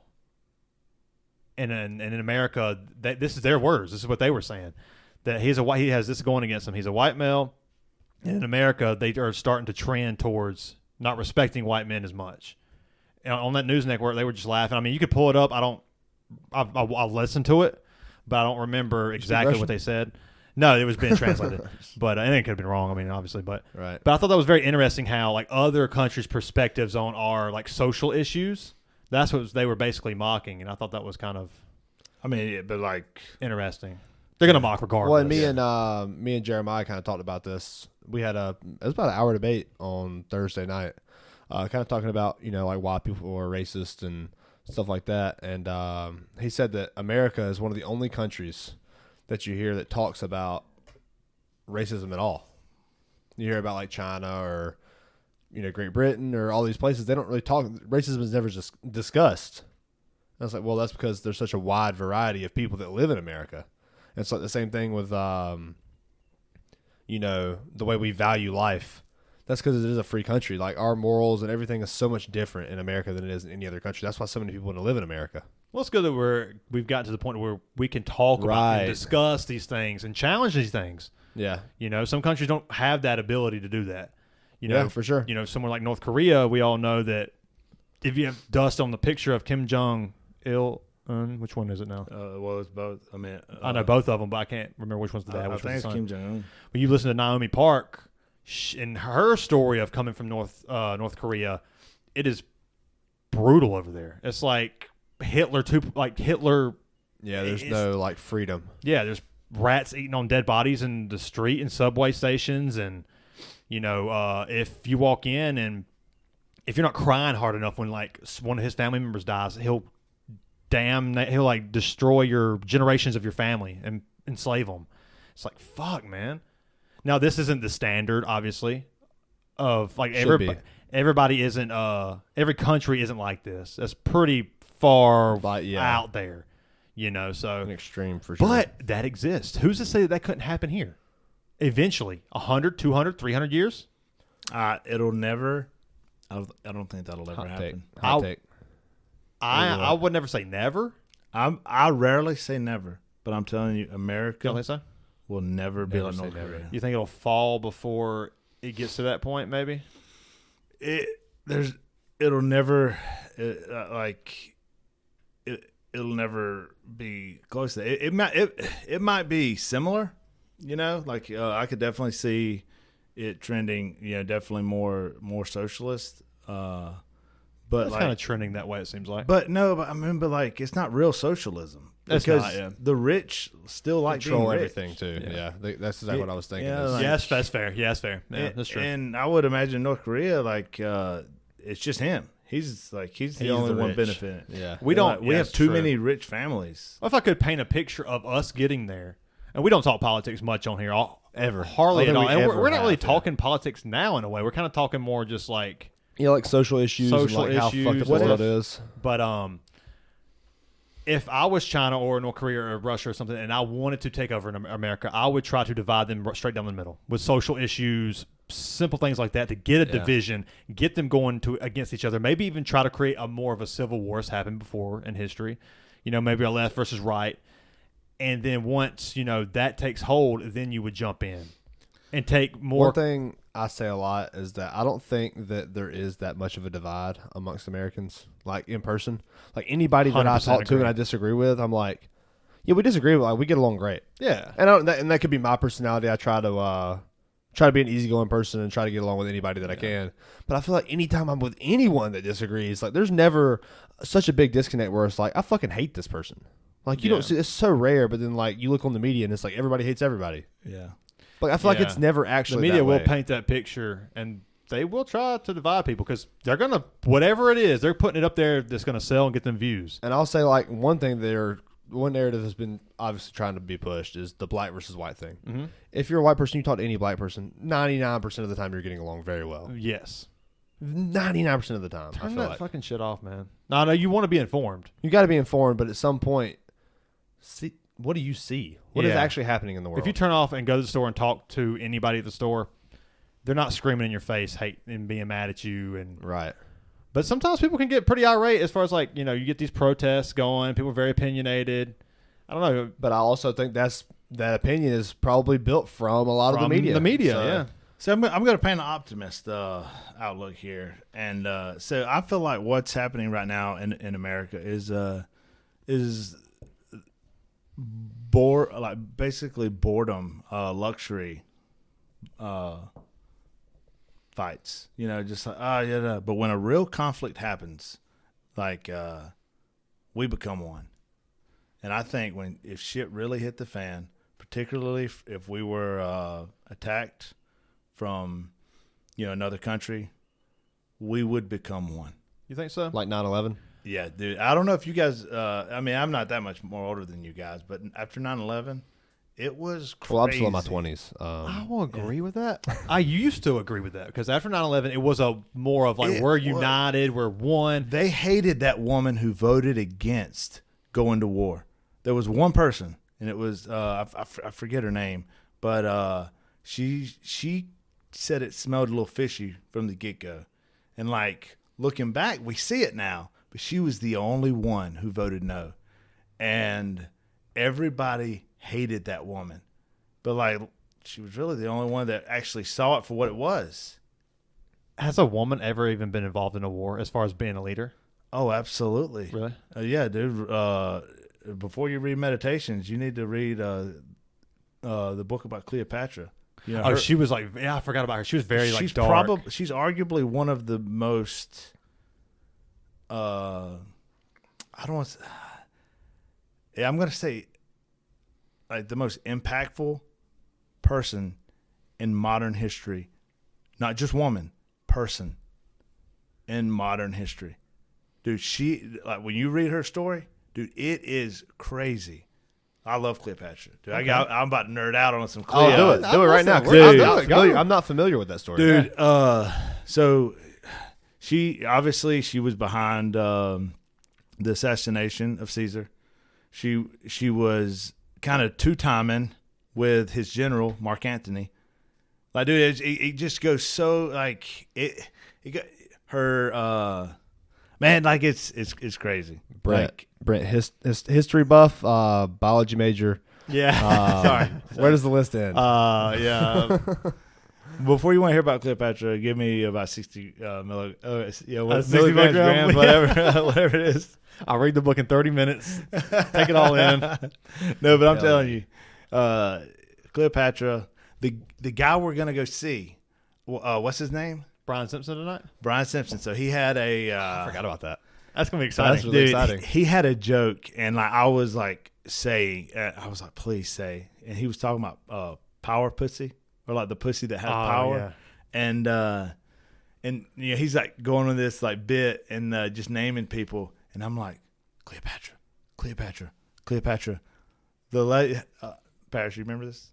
Yeah, the lady turned around and like bumped her husband and was like, yes, and like agreed with me. Nah, Yeah, that don't feel good. Yeah, Oh, yeah. that's fucking awesome.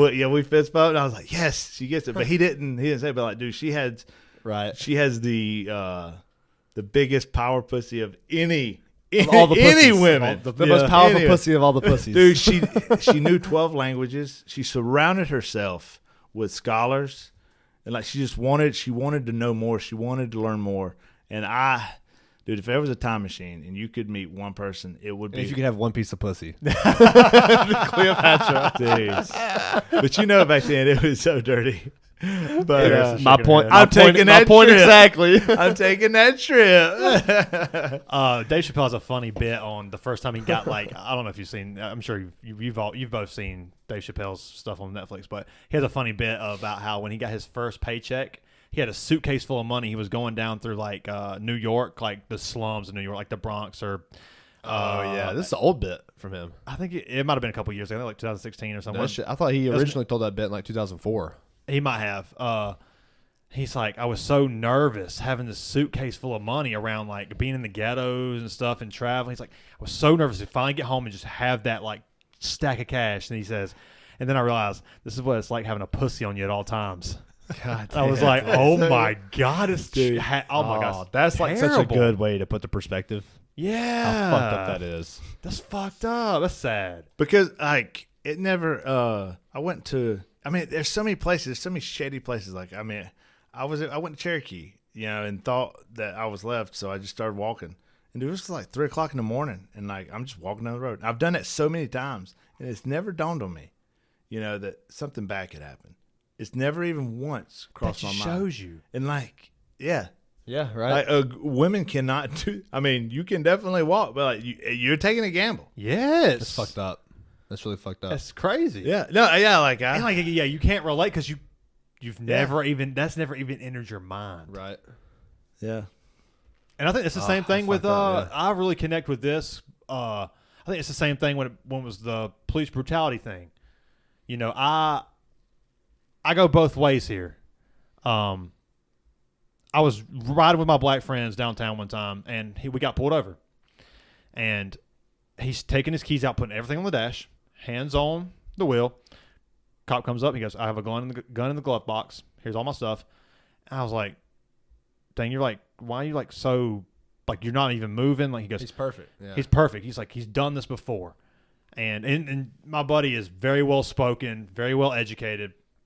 And he said, man, he's like, this is just what we've been taught to do, Fuck. And I was like, I've never, like, anytime I got pulled over, I was like, hey, what's going on, man? Let me get this. I got my registration over here. It's like, I've never had to sit there and think, whether you agree with it or not, right? This is how they fucking feel. Yeah. That's whether up. you think it's right or wrong, or you think the media's pushed it all, that's not the norm, it is the norm. This is what's going on in their head. That's in their head. They have to tell their daughters, their sons, look, this is the right way you have to approach it because this does exist. Yeah. And to support the cops, I think cops should get paid more. I think that Andrew Yang, like we've heard it on Rogan, we've heard Andrew Yang talk about it, where every cop should have a purple belt in jiu-jitsu. I love that shit. I think that would be so beneficial. At least a blue belt. I think at least a blue belt. And That's what convinced me is you tapping out a guy who's 50 more pounds than you, who is very athletic in 30 seconds. I was like, okay, nah, you don't need a purple belt. A blue belt will do. But like, are you blue belt? Yeah. Okay. Oh yeah. I want to do that. So like, Dude, do it. yeah, like Do it. Dude, martial arts are getting enough of my money. Dude, okay? I'm telling you. No, I couldn't go every week. Nicholas Biggs. I couldn't go every week. I would have There's to a go mat every fee. other week. There's a mat fee. The what? You can pay like a specific mat fee for just going one class instead of paying for like the entire month. Okay. Nick Biggs, I'm telling you, a legit Alliance What's black the belt. mat fee? Like $15. Okay. So if you're going once a month, you're not paying for the whole month. You're paying for I could go 15, twice 20, a I don't know month. what it is. Yeah, exactly. So you'd pay significantly Yeah, less. dude, I want to go. I want to do that. So so I'm telling bad. you, Nicholas Biggs is a fucking genius. See brown belt, Black belt black belt under Alliance. Alliance. When did he owns- get his black belt? you probably know Last one of the year? brothers. Yeah, James. I don't know the older brother. Jeremy, Yeah, I know. Oh, yeah, I only know of one Biggs. There's three. There's Nick, Nick, Zach, Jeremy. Jeremy. That's it. Yep. That's it. Yeah. Great guys. But yeah, just Love those. kind of go back to that. There's just no understanding. It's either one extreme to the other. There's no willingness to learn from either side. And people, I want to get back to the martial arts thing. People always talk about like, well, if I get in a fight, I'll just shoot them. But you don't want to have to fucking shoot a person. No, you really want to go through all of that? You don't want to shoot a person. No, you don't want to put your life in the hands of As a much judge. as you're capable of doing that. Yeah. You don't want to, and even if you do, like, even if you are in the right, you could always be the person that was like, you don't want to have to live with the fact that you fucking killed a person. As much as like the toughest of motherfuckers that are out there, at the end of the day, you don't want to have to fucking kill a person. And dude, like, I don't think that, like, a lot of people, I think we all know how hard of a job. I don't think we really know how hard of a job being a cop but we is. can imagine. But we can only imagine. You know, they probably see shit every day, or you know, at some point during their career that's pretty fucking some jacked up stuff. Right. Like shout out to the to Justin. He pulled up on someone who tore their eyes out on meth, crystal meth. How like that takes a toll on you when you go to sleep and you see that shit in your sleep every night. Or every other night. That's just one example. He could probably give us 50, you know? And they deserve to make more money, but they also deserve better training. They need better training. Better training. See, you guys have still failed to, you got close. You still failed to mention their biggest need. And that is, I felt they need better health insurance and on the clock psychiatric help. Totally agree. That's a very good point. And I think like that's one of the biggest problems is that it's not hard enough to be a cop, but the reason that is because they're not paying them enough. So I think like if you start making the incentive 3 or 4 times of what it is now, you double the pay, you double the benefits, you double all this stuff, you give them all the help they need, and then you can make the requirements harder. And then I think you would see a huge change in, okay, well, of course I want to fucking be a cop. It's going to be a hard job, but goddamn, I'll have my family taken care of very well. Versus right now, it's like, you can be a cop. Yeah. It's easy to be a cop, but you're not going to get you live paycheck you're not to living a paycheck. good life. That's not how it should be. And I feel like that is something that isn't talked about enough where, people talk about the domestic violence statistic with cops and their spouses. And that's probably a good part of that is because of a lot of marriages and relationships struggle because of the money issue. I wonder if that is a part of that statistic I think you're right. Where a lot of police officers or whatever that is, they're struggling financially, and that begins to, obviously they're having already that mental toll in their health where they're seeing the shit like that, and then they have to struggle financially, and they're doing all this shit, and they're making these sacrifices that they really don't even need to make, and they get in those arguments, and they're like, they lash out. Not saying that like that they're fucking obviously they're in the wrong in that situation, but I wonder if that's a big cause of that is the lack of financial support and the lack of mental support. Yeah, I think it's that, and I also think there's something with we all know like a lot of cops are most cops are men. I'm sure there's a large percentage of cops that are men, but there's also men. There's no talk about mental health with men. Yeah, for sure. Everything we know we know the men before us, the men who grew up in the 80s and the early 90s, the 70s. Push it down, keep fucking moving. Don't bitch about it. Push it down. I don't agree with that. I don't think it's healthy. I honestly think that almost everyone should talk to a therapist. I think that would be beneficial for everyone. I've considered doing it myself, and I'm at the peak mental health that I've ever been. And imagine you could get better. Exactly. Yeah. And that's one thing I love about being able to teach karate is that I can like interact with a lot of kids that they're not like, cause a lot, when you're a teenager, you're not going to fucking actively talk to your parents about shit. Right. And I try to be that outlet for those kids. So like, you know what? You can tell me any fucking thing. Yes. Like, I'm very open. I'm a very open raw, up to me, I'm a raw, unedited version of what you're going to get from an adult. Cause some kids, they might not get that at home. Yeah, exactly. You can, and for you to be that person when they come to that gym, they can feel comfortable around you and talk to you. That means a lot. Especially, especially for a kid who doesn't have anybody at home that they can open up to. And even the ones that do, I try to communicate with the parents as much as I can. And a lot of times, like, I'll talk to a parent. Like, I talked to a parent on Thursday night. Like, I think, he's struggling with this and that, and I think it's a big mental issue. Could you talk to him? And I was like, yeah, I could talk to him, but I want to come at it as a way that you didn't say anything. It's something that I've noticed. Because it's something I've noticed anyway. I pay very close attention to all of my students because I care about them individually. But I also communicate with the parents in a way that most parents can understand that it's hard whenever it comes from you. Like if I'm telling my kid this, it's easier for them to listen to someone else and not their parent. Yeah, the kid's going to give the adults pushback, because you're the adult. It's the whole dynamic. It's hard to get around that, And it's easy to get respect when they know I can beat the shit out of them. It's easy to get that respect. So I can, act I can act like their friend sometimes. Yeah. And I could be real goofy and we have a good time. We talk stupid shit. And especially like the teenagers, they'll talk about their girlfriends and all this stuff. And I'm like, I'll give them a hard time and we'll be boys. But at the end of the day, I'm still going to be your coach. Their coach. Yeah. Is it hard for you to watch people fight? In what way? Like in the sense of like, when you're coaching them, you can't do anything, but like you see that person and like you want to do it so bad. No, it's not that hard. You can't. No, because all you have to do is you have is watching. I think what is a part of that is whenever, like I said earlier, the point of life is to live. I'm really seeing the beauty in the growth of like them not knowing how to do it. It's beautiful. Them like whenever they struggle and they fucking struggle and they struggle and finally it clicks and then they are doing it. I'm like, and I'll fucking say out the terminology.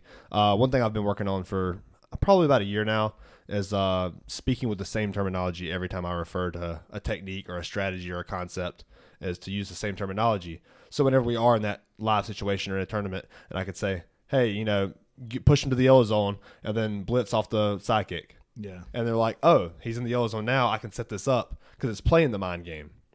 And so it's like seeing that transition to where all I got to do is say 2 words and they can fucking completely change the strategy that they're doing. And it's like, but seeing that development is like, it's so beautiful because watching them struggle is good. I love watching them struggle. Really? Because for the most part, like you said, learning the hard way, yeah, that sucks. Learning the hard way doing stuff. But when you learn the hard way, you don't forget. That's true. You do not fucking forget. And so that's another reason, like I'll let some of my the younger students that are in Chad and my dad's class, my dad, not yours, and our dad's class, and I'll let them stay in that class for a while, even though I see like a raw talent from that class. I want them to struggle a little bit. I don't want them to fully be able to for me to just be like, hey, just do this, and they're like, oh, or like I explain a technique in a certain way that like a little kid's like, oh, you just do that, and then it makes way more sense. Like, and there's so many like minor mistakes that you can make in anything, obviously in life, but that's what's so beautiful about martial arts is each technique you can make just by turning your toe, like your foot. Oh, yeah. Turning your foot 20 degrees is going to change the technique entirely. 100%. Are you as proud as? Do you have as much pride when they lose as when they win? Yeah, I do. I think he does too. Because I've been around it long enough. I take full responsibility for everything that happens, what they go through. Whether that's winning, whether that's losing. Not winning as much. I really take more responsibility on the losing. Just because I feel like, but it's also a part of, like I said, a part of the struggle where I struggle as a coach because I'm only 23 years old. I mean, I've been doing it for 13 years, but there's guys that have been doing it for 40. Is failing the best teacher? Oh, absolutely. So wouldn't you be a better teacher if you made sure you lost every time? Well, I don't think so. Because I think if you never have success. You need success so you can. It's just a little bit. Well, no, I think that. But the worst coach ever. I like your thought process because you got entertaining those kind of.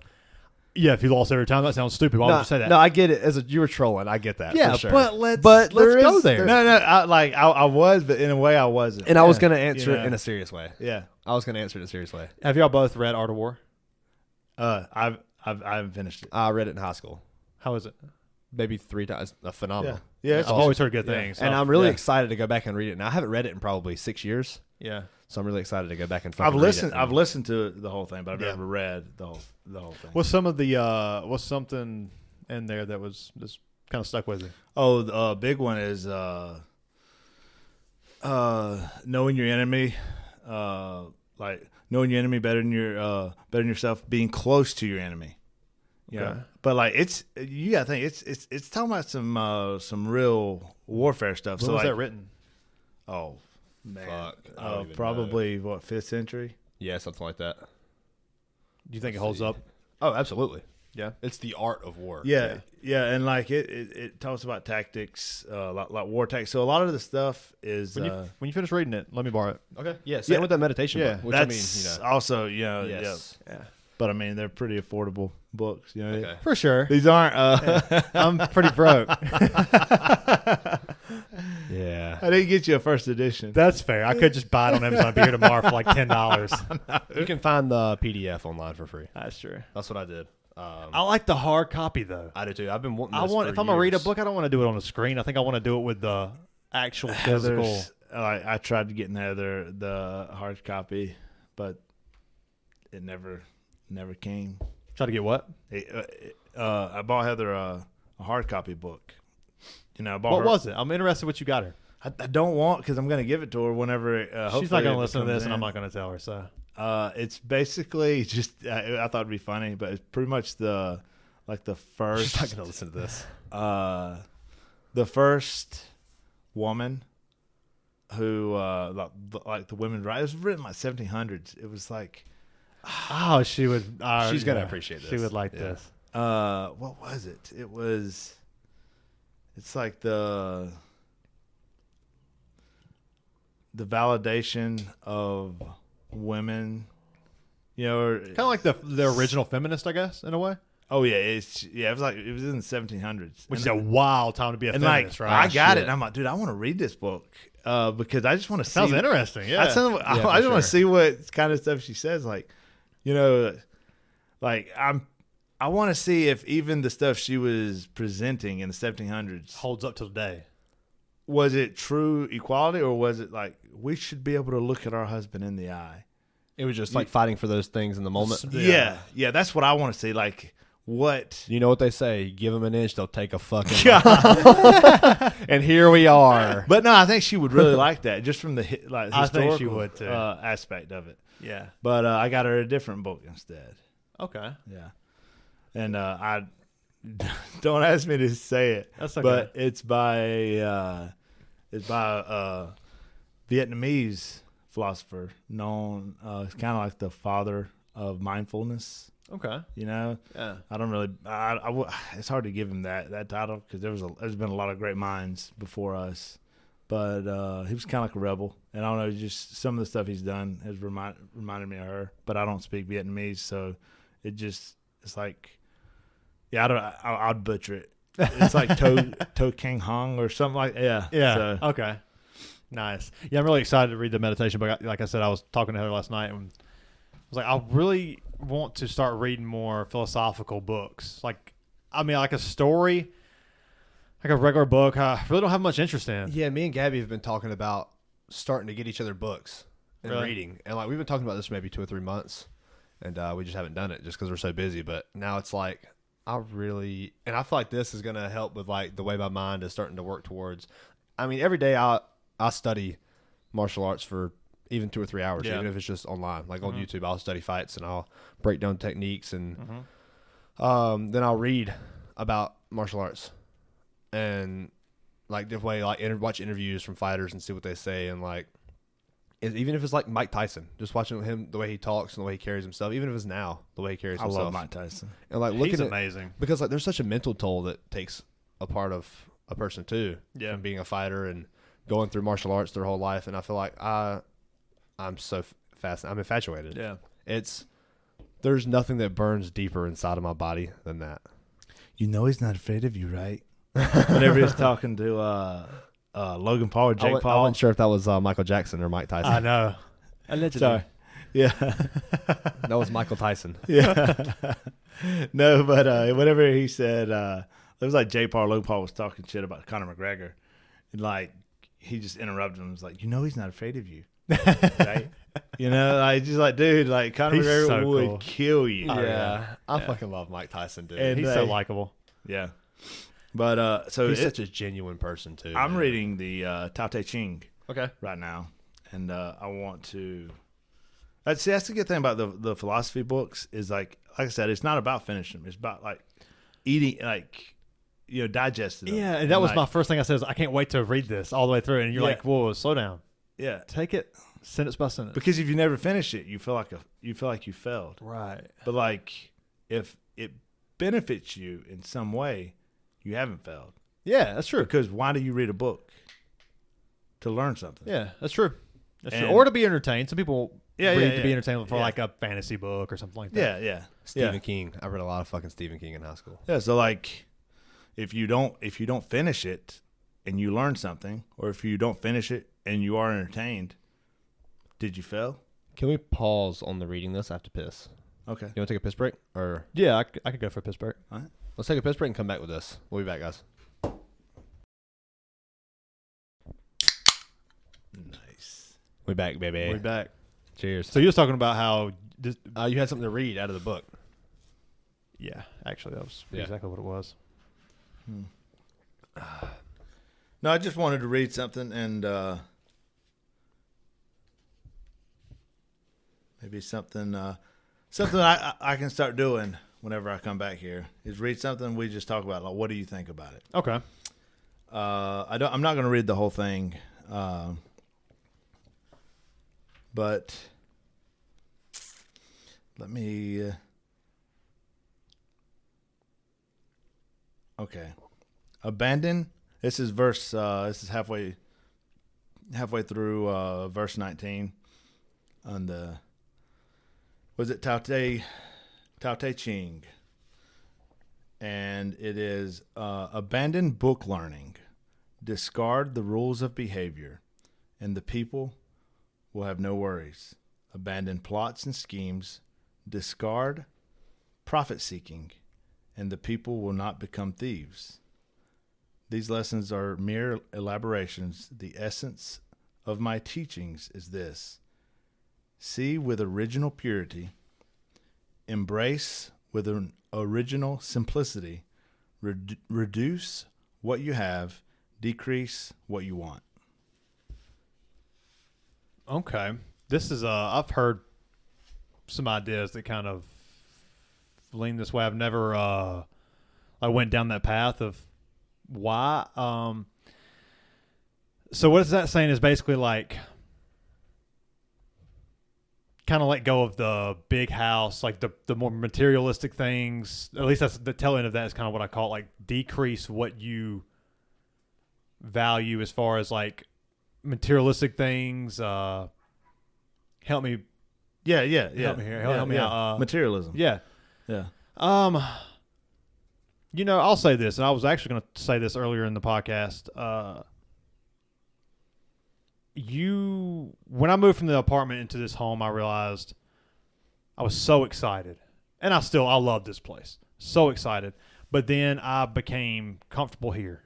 Like it became just like the apartment did. That goes back to, happiness doesn't come from buying a bigger house. Because when I bought this place, yeah, it made me happy for like 6 months. And then I could have if I was a depressed person, I would have went right back into being depressed. Because, I mean, this becomes the norm. This is just what I say every day. You know, get that new car smell. Yeah. So it's like, I will agree with that, but I also think there's something there you can learn, but I don't agree with it entirely because I think that there is value in having a home that can protect your family. You know, like an alarm system. Very beneficial for protecting your family and the things that you've worked hard for. Now, I know that's probably another counter to that would be like, you know, is it even worth working hard for a bigger house? Is that kind of where that's coming from too? Like, what's even the point of working hard for a bigger house? You could easily work less, enjoy life more with smaller and, you know, a white t-shirt and blue jeans or something. You can still find happiness without the materialistic things. But, yeah, I like where it's coming from, and it's a good mindset to enter. What do you guys think? I think for me, like with buying the house or having the apartment, there's a lot of like I really enjoy like cooking for people, right? I love grilling steaks, I love doing all this thing, I love like hosting. So, and the reason I love that is because, you know, I like to see other people. Like to see happiness in other people a lot of times. I think that those little moments you get where conversations come up, oh, man, this steak is good. You know, it's like, oh, well, you know, I went here and got this, and, you know, I've been working on it a lot. And It's like also like perfecting a craft.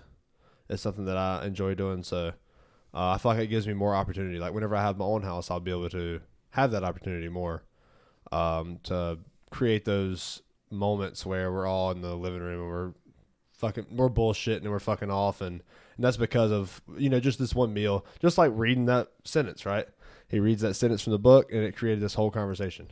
Yeah, it creates this whole other thing that became from some one simple thing, such as like having the ability to make someone a meal, or having the space to have a bunch of people at the house, or whatever that is. Yeah, there's a lot of benefits in having materialistic things. Right. Like if I was in the 1-bedroom apartment, we would not be having this conversation right now, really enjoying ourselves. Yeah. And learning from each other. Yeah, for sure. And challenging things on, whether it be social issues or whatever.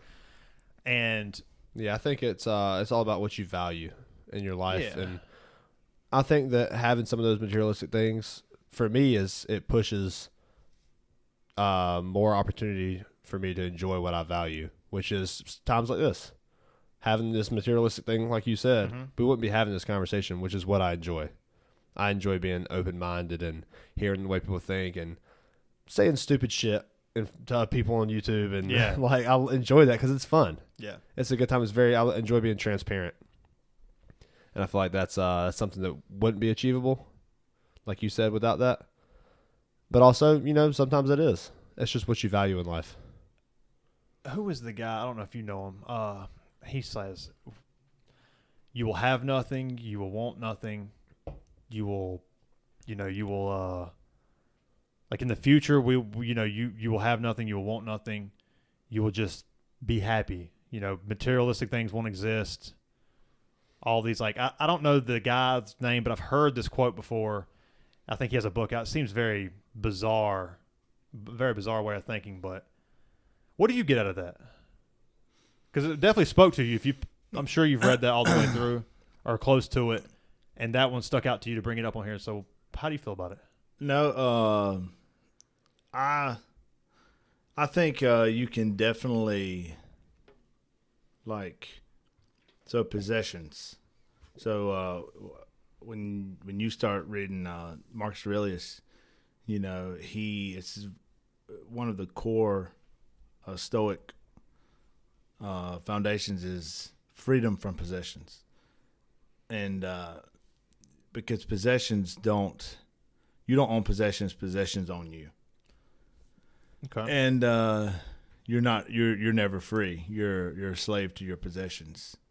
And I say, if you guys are going to be better for owning all of this equipment and having a podcast, and before when it's all said and done, even if you guys do one more episode, or even if this is your last episode, y'all don't do another one. Y'all have had conversations y'all never would have had. Yep.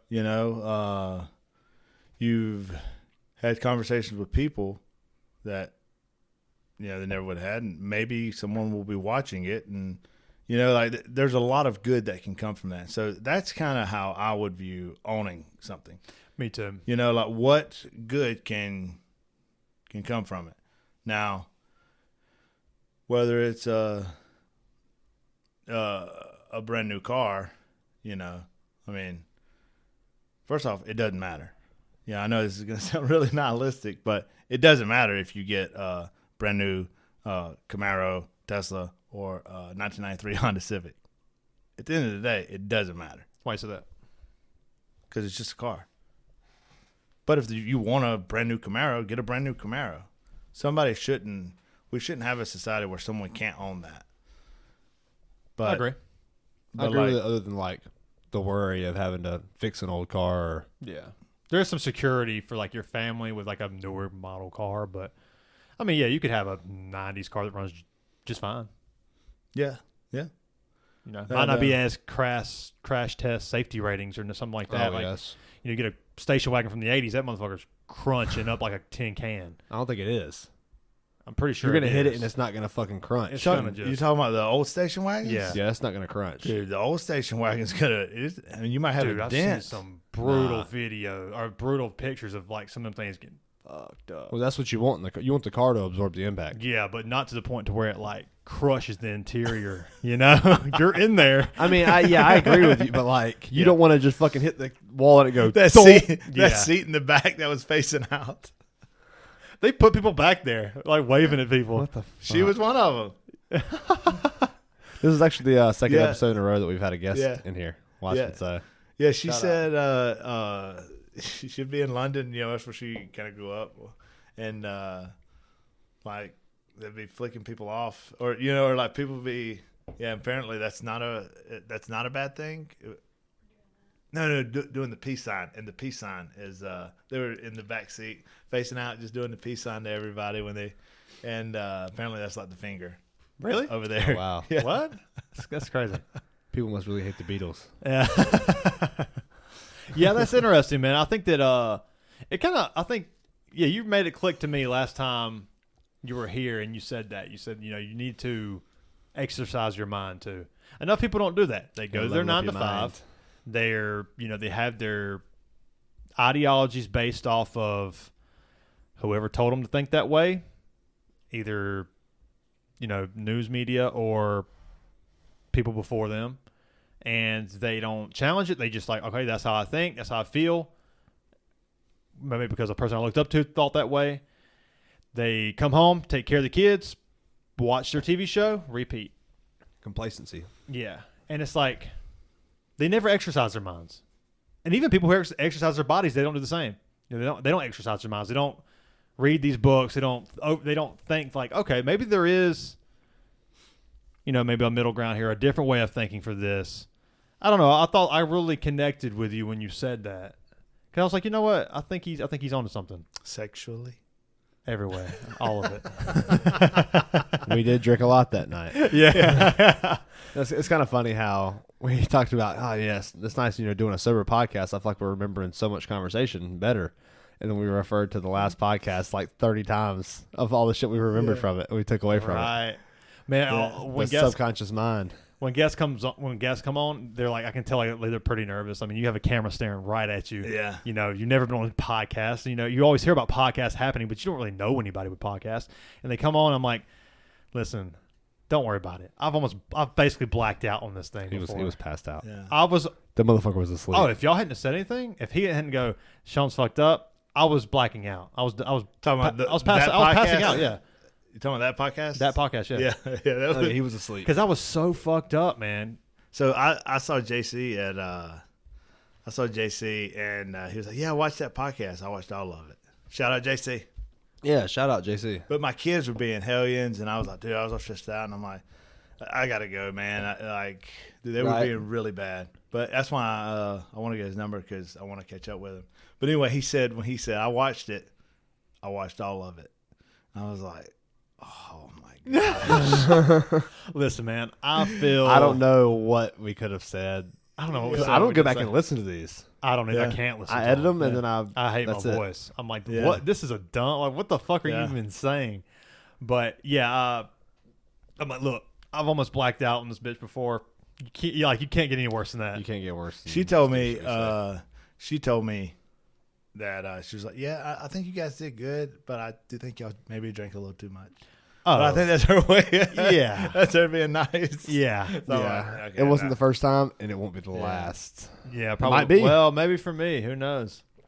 Who knows? I'm feeling a lot better right now, but Yeah.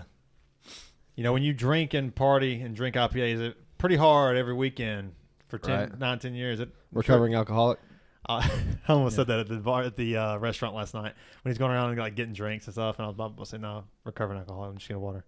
Yeah, I heard a guy say this about drinking. He said drinking is the only thing you need an excuse not to do. Hey, you guys want to go?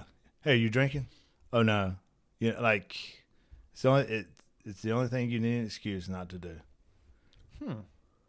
There's got to be more, right? So we got to start. I think eating. I think eating, because I'm doing the intermittent fasting, so like that's true. it's my fasting window during some of the times that people are eating. You know, it's like I think anytime you partake anything, but like it definitely kind of looked kind of weird. Like you're not eating. No, I mean I'll go with you guys. Is that okay? You know, but Yeah, that is one that people look at you weird about. Yeah. Especially, so I've been intermittent fasting. I started again about 2 weeks ago, and I did it for a good 5 months at one point. But I've been back on 2 weeks, and especially at work, like it's like 11 o'clock, and everybody's like, "Oh man, we gotta go eat." I'm like, "No, I'm good." Or they'll bring biscuits to work, and I'm like, "No, I'm good. I'm okay." You want a biscuit? It's like, You "No, want it's good. biscuit? It's fine." Crazy. You crazy for not eating this biscuit. Boy, I'll go. Well, I guess I have more for us. I was like, "You can have mine." Man, I was like, "No, I want you to have it." You know, I always I gotta. ain't charging you. Yeah, right. Oh, dude, I'm good. One of the right. funniest- It's the same. One of the funniest things I've noticed here lately, because she's cut out meat, and she's lost probably 10 pounds. So I figured when she wore 12 that green pounds. shirt yesterday. Huh? I figured when she wore that green shirt yesterday, I was What like, you "Oh, she's starting to really Yeah. show it." That Yeah. she's, Yeah, she's lost some weight, and nah, bad joke, tough crowd. yeah, tough crowd. And it's just very interesting how offended people get when you say you cut out meat. Like you cut out meat? When she's like, "Yeah, I don't eat meat anymore." It's like, "What? Are you serious? I could never do that. How did you do that? How do you like? You really don't want this? You want?" It's like I actually could never do that. I don't want to, but I like, probably could. She doesn't I don't like know. crave I meat don't like know. that. So it's like, I tried. I can't. I wish I could. yeah, I don't think I 100% wish I could. could. But I I've had a steak like 3 times this week. food's Yeah. a passion for me. I just love Oh fuck, I love steaks. all different kinds of food, but it's very interesting for like people are so like why would you be offended about someone else cutting something out of their diet that has nothing to So do with you? I strange. don't know. It's very weird. Dude, People are so opinionated. Yeah, it's so So weird. opinionated. Let me Whoa. let me tell you a new pet peeve of mine that I guess you only have whenever. Yeah, so I'll tell people, you know, man, like if I ain't seen them in a while, man, you've lost some weight. How much weight have you lost? You know, and I'll tell them about a little over 50 pounds, and they're like, "Oh man, what are you doing?" And then I'll just go into a small detail about it, and you know, one's intermittent fasting. Mm-hmm. Very common. Oh well, man, you know,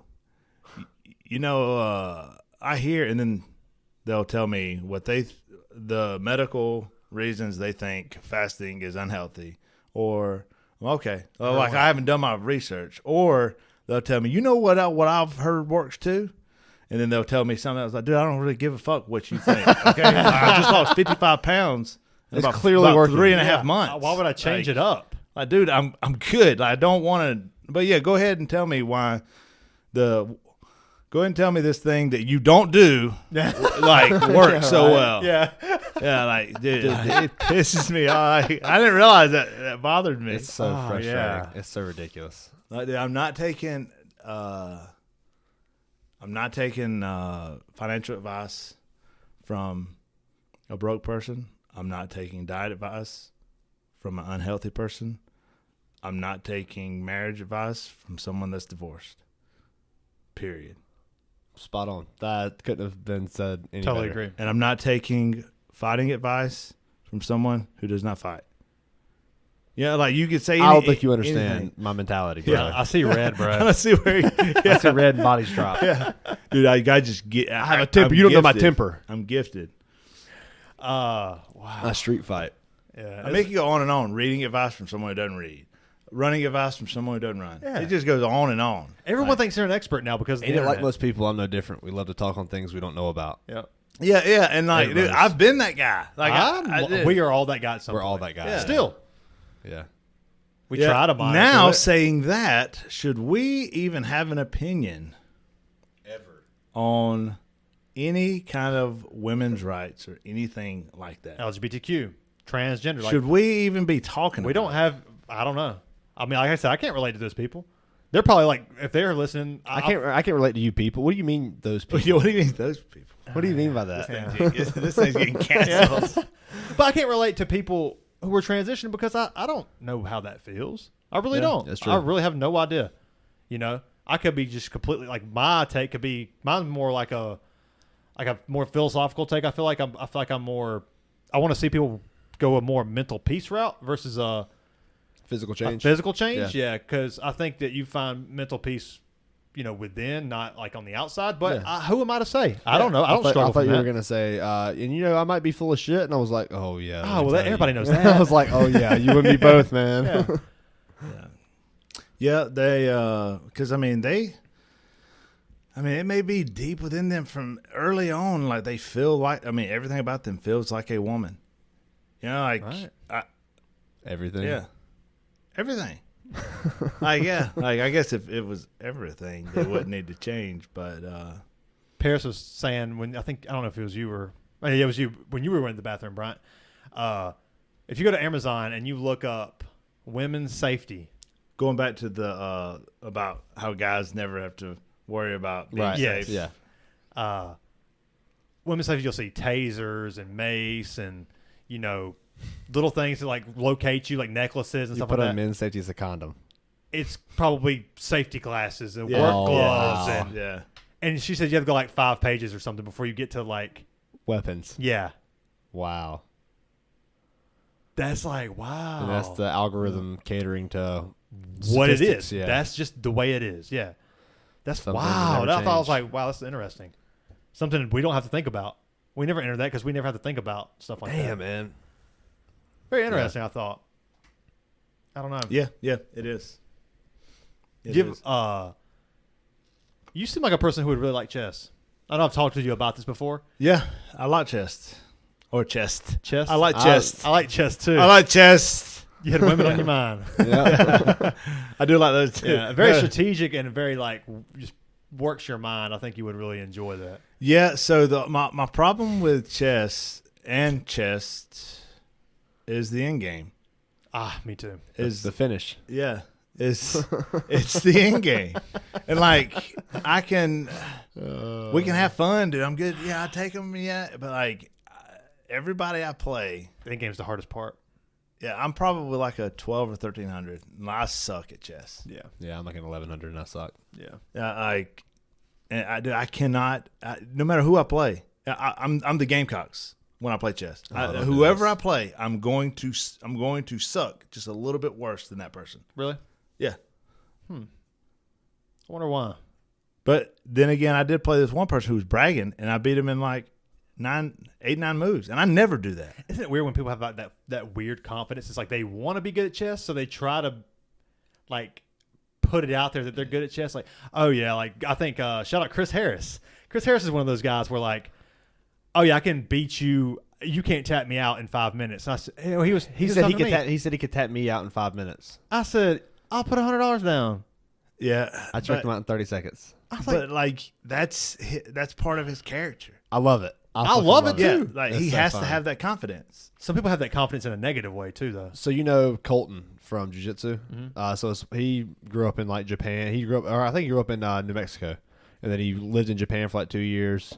But he's been training under Nick for a little over 2 years now. And he's a purple belt in jiu-jitsu.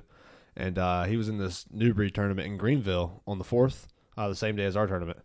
And he went up against this guy who had just won Worlds in no gi and beat him in a gi.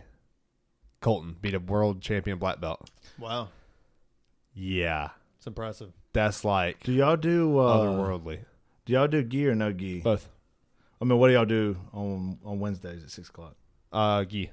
Gi. We do both. It's like 3 weeks of gi and then 1 week of no gi every month. Okay. Monday, Wednesdays, Fridays, 6 to 8 p.m. Mondays, Wednesdays, and Fridays. Yes, sir. Well, hell, I might be able to go more than once a week then. I thought it was just Wednesdays. We'll talk about it. We'll talk about it after this. Yeah. Sorry. Good. Sorry. I finally talked someone into coming to my hot yoga cult. Finally Yeah. got You one. know who it was? Yeah. No. Oh, he yeah. He told me about told it. you. Shout out Noah, man. Yeah, fucking really shout out to Noah. He got done and he said, Bryant told me, he said, he said, I feel really good about myself right now. I was like, dude, that's awesome. Does he have a girlfriend? No, he doesn't. Dude, I could see him. Oh, man. with here a we yoga go. girl. I could too. Dude, I could see it. Like Noah. There's plenty of Dude, if he comes on enough, I could see him being the yoga guy. there's plenty of he's very Where laid he's back. Yeah. Dude, he- laid back. look fucking up, piece of love, man. look up Jeremy Devins.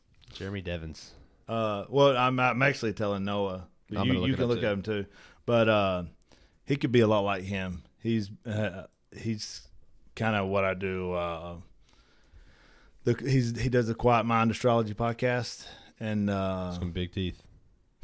yeah, I like he could be Jeremy Devins. Okay. Yeah, Have you met Noah before? Yeah, he came out to fantasy football draft. yeah. That's right. It's hard to remember, man. Probably all the Yeah. alcohol I've drank. Oh, really? You think that's it? If I had to guess, yeah. Yeah. Yeah. Dude, he's gonna get Yoka, girl. I can see it. I would love that. Dude, horror. it's happening. I'm telling I you, would it's love that gonna for him. happen. Yeah, I can see it. I I can love see that it. for It's us. just it's cool to see like, people who are trying to work on themselves go out on that limb. Yes. Because when you don't when I was very antisocial, I didn't have much confidence. I pretended like I did. I couldn't look people in the eye when I talked to them. I struggle from that a little bit, but I've really improved by forcing myself to look people in the eye. Even if I didn't even understand what they were saying, I was like, I'm going to look you in the eye. I'm gonna make you uncomfortable. I'm looking you so deep into your soul. Well, not like that. I was talking to I might have talked about this on podcast, and you might have listened to it, but one of my buddies at work, I was talking to him, and there's this little kind of like a little table, kind of like shin high, and he puts his foot up there. I put my foot up there, and we're talking. He puts his foot down. I put my foot down. I don't mean to. It's just happening. It's just happening. And he was like, he's like, stop doing that. He was just joking, but he's like, stop doing that. I was like, stop doing that. He goes, you're mirroring me. I was like, oh, I really was. I really didn't notice I was doing it. He goes, maybe that's why you're so easy to talk to, is because when you feel someone's uncomfortable, you start to mirror them, and that makes them comfortable. And I was like, and I started thinking back, and I started to notice, I was like, wow, I do that, and I never even fucking knew I do that. Right. Now I have to reevaluate every belief I have. Thank you. Oh, what? And I don't know if we talked about this on the podcast, that exact story, or if it was on the phone. I think it was on the phone. Yeah.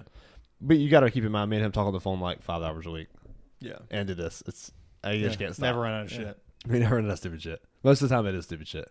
But Well, that's the thing about shitting is as long as you're eating, there's always shit. Jesus. So whenever you said that, I was like, I've always done this my whole life where I try to do the opposite. I try not to mirror people so they don't think anything about it. Yeah. They're like, oh, we talked about this on the phone, I think, too. Where it's like I purposely try to do the opposite. Like if I see somebody cross their leg, I might cross, it makes me want to cross my leg. It's like whenever you see someone pop their fingers. Like if I go, like everyone, y'all all just got the urge to start popping something. Yeah. I did. Every one of you. Yeah, I did. Everybody. Get the urge to pop my fingers. It's impossible not to. It's so hard not to. And now you're wanting to still do it. Now you're like fighting the urge to do it because it's like I don't want to be like I'm doing it because he did it. So do you feel like that's just a tick that everybody has, or do you think there's something about you that's influential and just No, I think it's a tick that everybody has. Maybe. Because I feel like anytime someone pops their neck, I'm like, oh, I need to pop my neck. I've heard Or that I need to try. if you yawn and someone close to you yawns, they feel some It's contagious. they feel some way toward you. If you don't know them, or you have any kind Sexually? of anger toward them, biblically. Oh. Wow. So yes. Okay. Yeah. Okay. Yeah. Yeah. But if you don't know them or you don't like them, you will not yawn. Really? Yep. Huh. That's what I've heard. Another thing is pretty, going back to if you're talking to somebody and their feet is pointed away from you or anywhere but away from you, they're not involved in the conversation. They want to walk away. I'm definitely going to start paying I'm attention definitely to pointing my this. feet to the door Yeah. right now. And one thing I know we kind of talked about Noah for just a second. We talked about like the materialistic thing. And I kind of noticed that with Noah for a little bit, where he was like, he bought a new car, right? And then maybe 5 months later, he's like, yeah, you know what? I don't really want a BMW anymore. And he sells it and he gets a new GT350. And he's like, yeah. After about 5 or 6 months, he's like, you know what? I think I'm going to go back to the BMW. And now he's got his new BMW, right? And he's working on it. He's talking to me about it. He's like, I'll do all this shit. And it doesn't even fucking make me happy. I'm like, well, that's because you're looking for happiness in the wrong places. You're looking through that materialistic shit. I was like, you've got to learn to just love who the fuck you are. Take pride in growing as a person. Take pride in not being at the same stage in life that I am or Shawn is or whoever the fuck else that you're comparing yourself to, because that's a problem that he does have, is he compares himself to a lot of people. How do you find happiness? Through yourself. I think that it's a long process. Oh, it is. No, but how? How do you? Not okay. How do I, or how does anybody? I'll tell you if you want to go first, Bryant. If you're unhappy, if you've ever been unhappy, and you found happiness, how did you do that? Okay, well, and I'll refer to even like this week. I was, in one of a darker mental place. Sometimes you get those slumps where you have those days where it's not the best day. And my first thought is, well, what makes me happy? What has made me happy in the past? Anything that's made me happy, just one little thing. And then why does it make me happy? Why do I have something do I have something to look forward to? Even if it's just the smallest thing. Whenever I get off, I can go fucking get food. I love doing that, right? So then I can maybe try to make my own craft out of it. That's what I like to do that. But I find what makes me happy, and I try to pursue that. So I don't think about, I'm so unhappy right now. I think, what makes me happy? And then can I be grateful about that stuff, grateful about those experiences? Take pride in the fact that, we're on a different journey. Should anybody have the privilege to make you angry?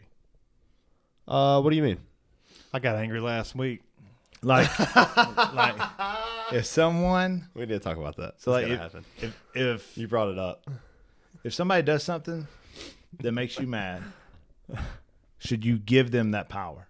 We are about to get into this because I take a lot of pride in not giving him that power, even though I might be fucking infuriated. I'm not gonna. I try not to see it. If you're already mad, then they already have that power. Yeah, you just don't want them to know they have that power. I want to give them the satisfaction. Yeah, is what I'm saying. So, do you think they should have that power? I think that's really on you.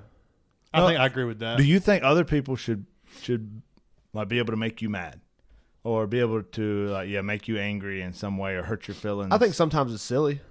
Yeah, but I don't think it's like something I can control. I'll say this.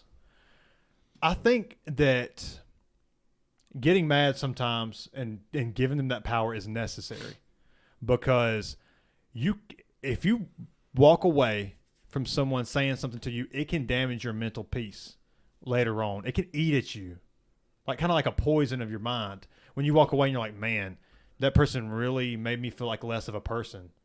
And I did nothing to protect my mental peace. I did nothing to show that person that, you're not just going to let them walk all over you? Yeah. Yeah. Yeah, there's a fine line. Sometimes, you shouldn't let something get to you. Sometimes you have these outbursts and these, Let me paint a picture for you, for example. Hang on one second. Let me just, Okay. Yeah, I think that there's a fine line between getting ran over and being a dickhead. You just got to find that line and be respectful. And I think that, whichever kind of gives you the mental peace, because there's been times where I've been more aggressive to people and I felt bad about it. There's been times where I've let somebody walk all over me and I felt like shit. And I was so mad at myself and I felt like less of a person because I didn't stick up for myself. So there's a fine line there of sometimes you just got to let a motherfucker know. You know what I'm saying? You just got to let a motherfucker know sometimes. So, we're downtown on Saturday last week watching the UFC fights. We're at Charleston Sports Pub, and it's like 1 a.m. We're about to leave. We're waiting on our Uber. And so it's a little chilly outside. It's Sean, Heather, Gabby, Ducky, and I. So there's 5 of us, and it's a little chilly outside. So we're like, you know what, fuck it, let's just go back inside. We've been here for 5 hours, so let's go inside and chill out for a little bit. It's warm in there. So we go in he's maybe mid-30s, 30-year-old something dude. Hippie looking dude, and he's at the bar. He goes, "Hey, it's last call," and they don't close till 2 o'clock. We walked in, yeah. He's like, "It's last call," and we're like, "Oh, we're just waiting on an Uber. It's a little cold outside. We'll be here 20 minutes. The Uber it's will be dropped here." $400 in this place. Yeah, and so he's like, "Okay, whatever." He doesn't. And it's 10 minutes go by, and he goes, "Hey, y'all still waiting on y'all's Uber?" Well, no, he said something else. He goes, 2-minute warning. This is just the guy sitting at the bar, and he's like. He goes, "Yeah, y'all still waiting on y'all's Uber?" And Sean's like, Oh yeah, we're still waiting on our Uber. It's cold outside. We're not going to go outside and wait. We're just waiting right here. And, well, he said, 2-minute warning, and I was like, well, just let me know when we got about 10 seconds. We'll leave. I'll let you know when you have 20. Oh, okay, that works. So then turn my head, continue my conversation with my So friends. then 10 more minutes go by, and our Uber is on the app. It says 0 minutes away. So we're like about to walk out the door, and the guy goes, "Do y'all really have an Uber coming?" And Sean goes, "Do you fucking own this place?" And the guy immediately just turns around, and Sean goes, "Then shut the fuck up." And he gets so quiet, and I'm just like, "Come on, man, let's go." And then he's like, "Nah, fuck him." And he's like, "I'll dump him on his fucking head." He's just shut the fuck up and watch who he's talking. It is like, we're walking out of the door. I think like Gabby or somebody's holding the door for us. And like we're walking through and he's like yelling through the door at the guy that's not even looking at him anymore. Brian, I thought, no, you had said something because you was walking out. And I turned out and said, like, what the fuck you just say? And I thought it was you. I thought it was him saying something. I was like, let's just go. I wasn't man. that drunk. I had quit was drinking. This guy by himself? Yeah. And he's at the bar, like probably just trying to flirt with the bartenders. That's what it seemed like. He's probably a regular. He might have worked there and was on his night off because otherwise he would have left. Right. And then it's like, I'm trying to have a conversation with my friends and you just keep interrupting. mind your own business. None of man. your fucking business, man. Mind your own business. This shit was funny. Even the bartenders were like, we don't even know this guy. Yeah. Like, I lost it, dude. so if he'd have got up, I probably would have went to jail. No, you wouldn't have. No. If I wouldn't have, it was only because I would have held you back, bro. Yeah. Yeah, it was, I'd done Nah, lost it. you wouldn't have. I wouldn't let that happen. Yeah. If he wasn't there and he got up, then I would have went to jail. Yeah, he was pretty upset. It was hilarious. And, And then he talked about it the whole Uber ride. I was going off. Dude, I was so mad. And it's just because, like, mind your own fucking business, man. Hey, you don't. It's 401. Okay, we got we'll wrap it up here in a minute. It's like, dude, like, I'm trying to have a conversation with my friends. You keep interrupting on some shit that has nothing to do with you. It's funny because he's getting upset about it again, and I love it. My blood was boiling as we were talking. Oh, man. And yeah, and I'm not that guy. We all know I'm very Peace and love, baby. Yeah. very relaxed, very like, let's hang out, have a good time. I don't get like that. I try to do things that push that away, like hot yoga, like this book I'm about to read that you gave me. I try to do these things, working out. Like, I don't like things that give me false confidence. Alcohol is one of those things that will do that.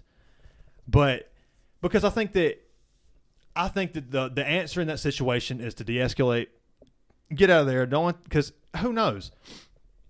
Even if you are a black belt, I think that's a bad idea. Things can go bad. This isn't a game of 5 rounds where you get in the octagon. There's a ref to stop you. This is, you get stabbed in the alleyway. Who knows if his buddy's waiting right there with a beer bottle waiting to crack you? You really don't know. Yeah. And it's just a shitty situation to put yourself in. And I was a little upset at myself, but then again, shut the fuck up. Yeah. You know? And I think another thing with that too is like, I don't want him to have the pride of knowing that I didn't do anything. And I was just like, oh, we're leaving, buddy. Sorry. Like, and that's the pride in me too. It's like, you son of a bitch. Like, I'm not going to give you the satisfaction of thinking you got one over on me. He shut the fuck up, though. Yeah, he shut the fuck up really I'll quick. tell him that. He shut the fuck up before you told him to. It's kind of funny. Well, How quick that changed. yeah, I'm upset that I got that mad because I don't get like that. I don't think it was unwarranted. I don't think it was so fair. either. I was but like very relieved whenever Sean said it. I was like, damn, that's what we were all he thinking. just kept butting in.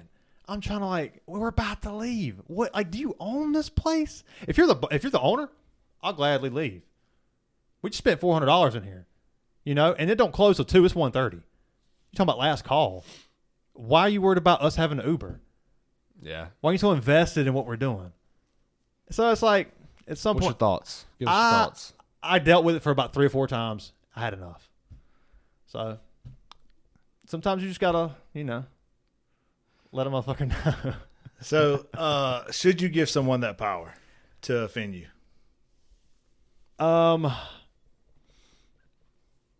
Yes or no? I don't think you have a choice. I don't think, Sometimes. I don't think it's. I think you can work on that. But something like that night,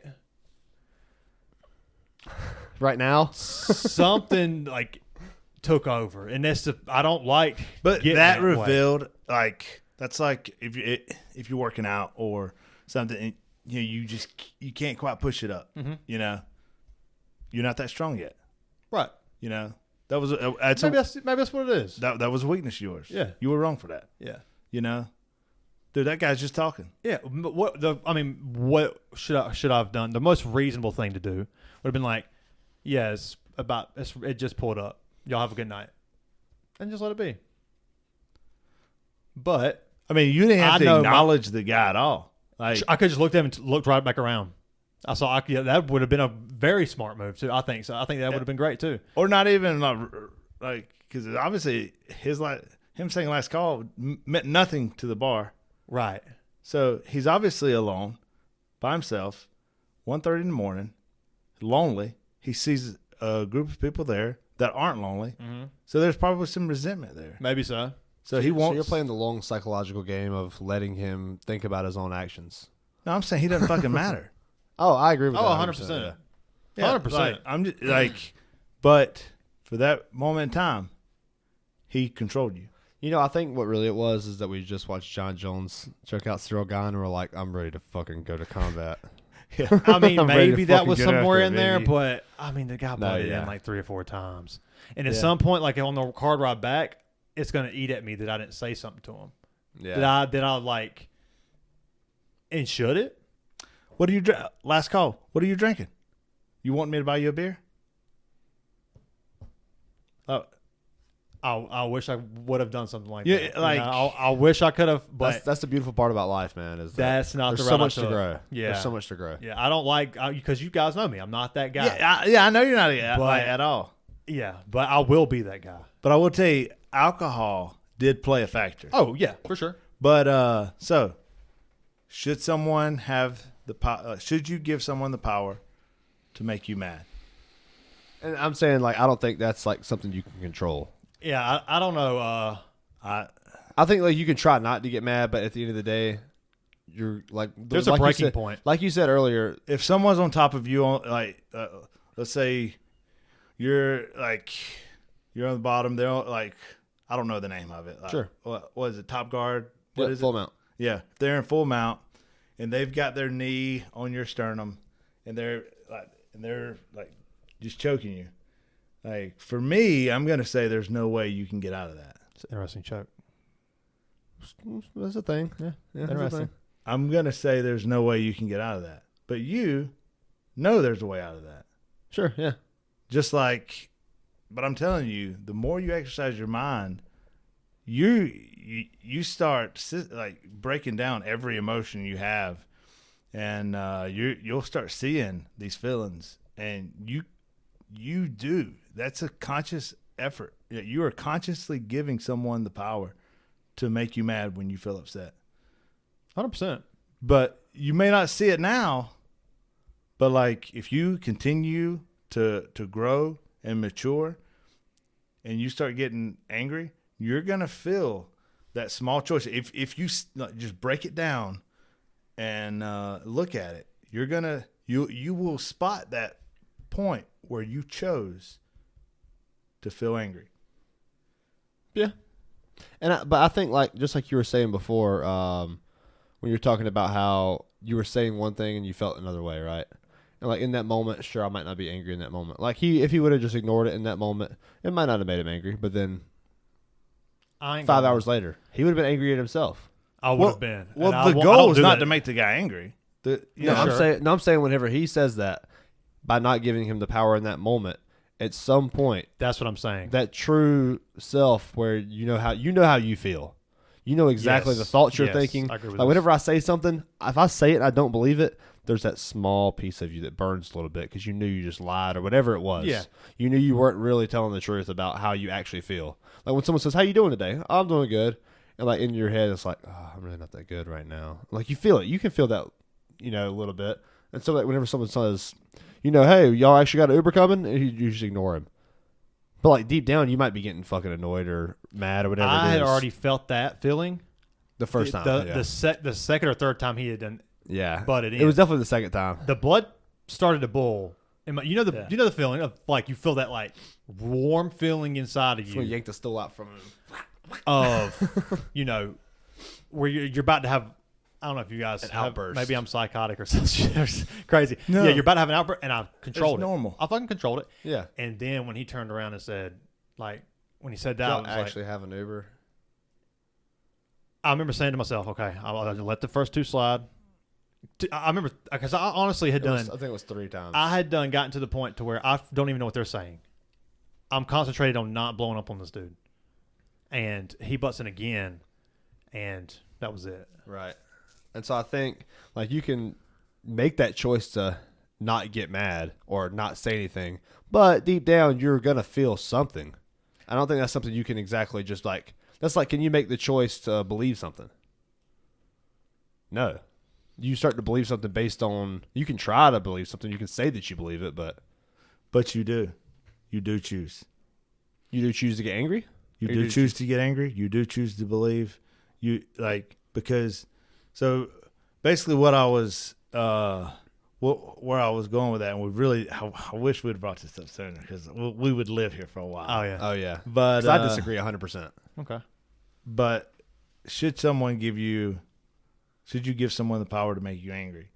And I think the clear answer is no, because you don't want to give that control over to anybody. You don't want to give anybody the control to influence you. Then should you give someone the power to make you feel happy? So I think you should give somebody the power to make you feel angry. And the reason I think that is because I think a lot of times be a weak little bitch. Well, the reason I think that's because you care. Yeah. That's like whenever you like if you lose in a martial arts tournament, and a lot of these kids they'll cry. And I'm like, and people are upset like whenever they start crying, then they start crying more because they're crying. You know, like I'm sure you've seen that. You have kids, so you see like whenever a kid starts crying, they cry a little more because they're crying. I'm like, don't be upset that you're crying. It's okay to cry. Like you're crying right now because you care. And so getting upset or getting happy is because you care. It means a lot to you in that moment. So I don't think it's necessarily a bad thing to get angry at somebody or give them that power. Emotion is a good thing, and that's another part of living life. Kind of makes you a human being. I'm not demonizing any kind of emotion. I'm not demonizing well, you did. fear. You just called me a pussy. I called you a bitch. Guys, we got to wrap it up. Well, why is a bitch a bad thing? I'm just Brent. No. We love you, man. Guys. It's been so good. We man. appreciate you coming by. Thanks for the gifts. Always. Yeah. The Jalen Hurts card. I know I didn't get to highlight that one, but that's fucking awesome. It's always fun to have you on, and you always work our minds. You know, get our minds always going. level up your mind. Yeah, level up your mind. No. You got anything you want to share? Anything you're promoting when you're gonna stop the Crabman podcast? Please. No, I will say good. I want to give a movie recommendation. Watch The Well. Okay, I really want to watch that. WHALE. Got it. I recommended that to a dude. He was like, dude, it's not a good movie. It was okay. But he watched, there's apparently a movie called The Well, WELL. Like, I'm like, well. So, The Well. Well. The whale. The Well. Like the candy. Like the snack, not the candy, the snack. That's like a goldfish ripoff. Yeah. They were saltier. Yep. It's pretty good. If Watch you've made The it this Well. far, Noah, Sadhguru. I'll send you. Yeah, for real. Oh, He would really shit. like that. Here we go. If you've made it this far and you're still watching, please like and subscribe. It means a lot. Tell your friends about us. We're happy to be here. Thank you, Crabman, for being here. Shameless plugs. Yes. Hey, we love you, brother. We love you. I'm going to give you this empty can so you can hit us with one last cheers. Oh, yeah. Cheers, guys. A little bit left. Hey. Cheers. Always fun. Yeah. Thanks for listening. See Tell ya. your friends.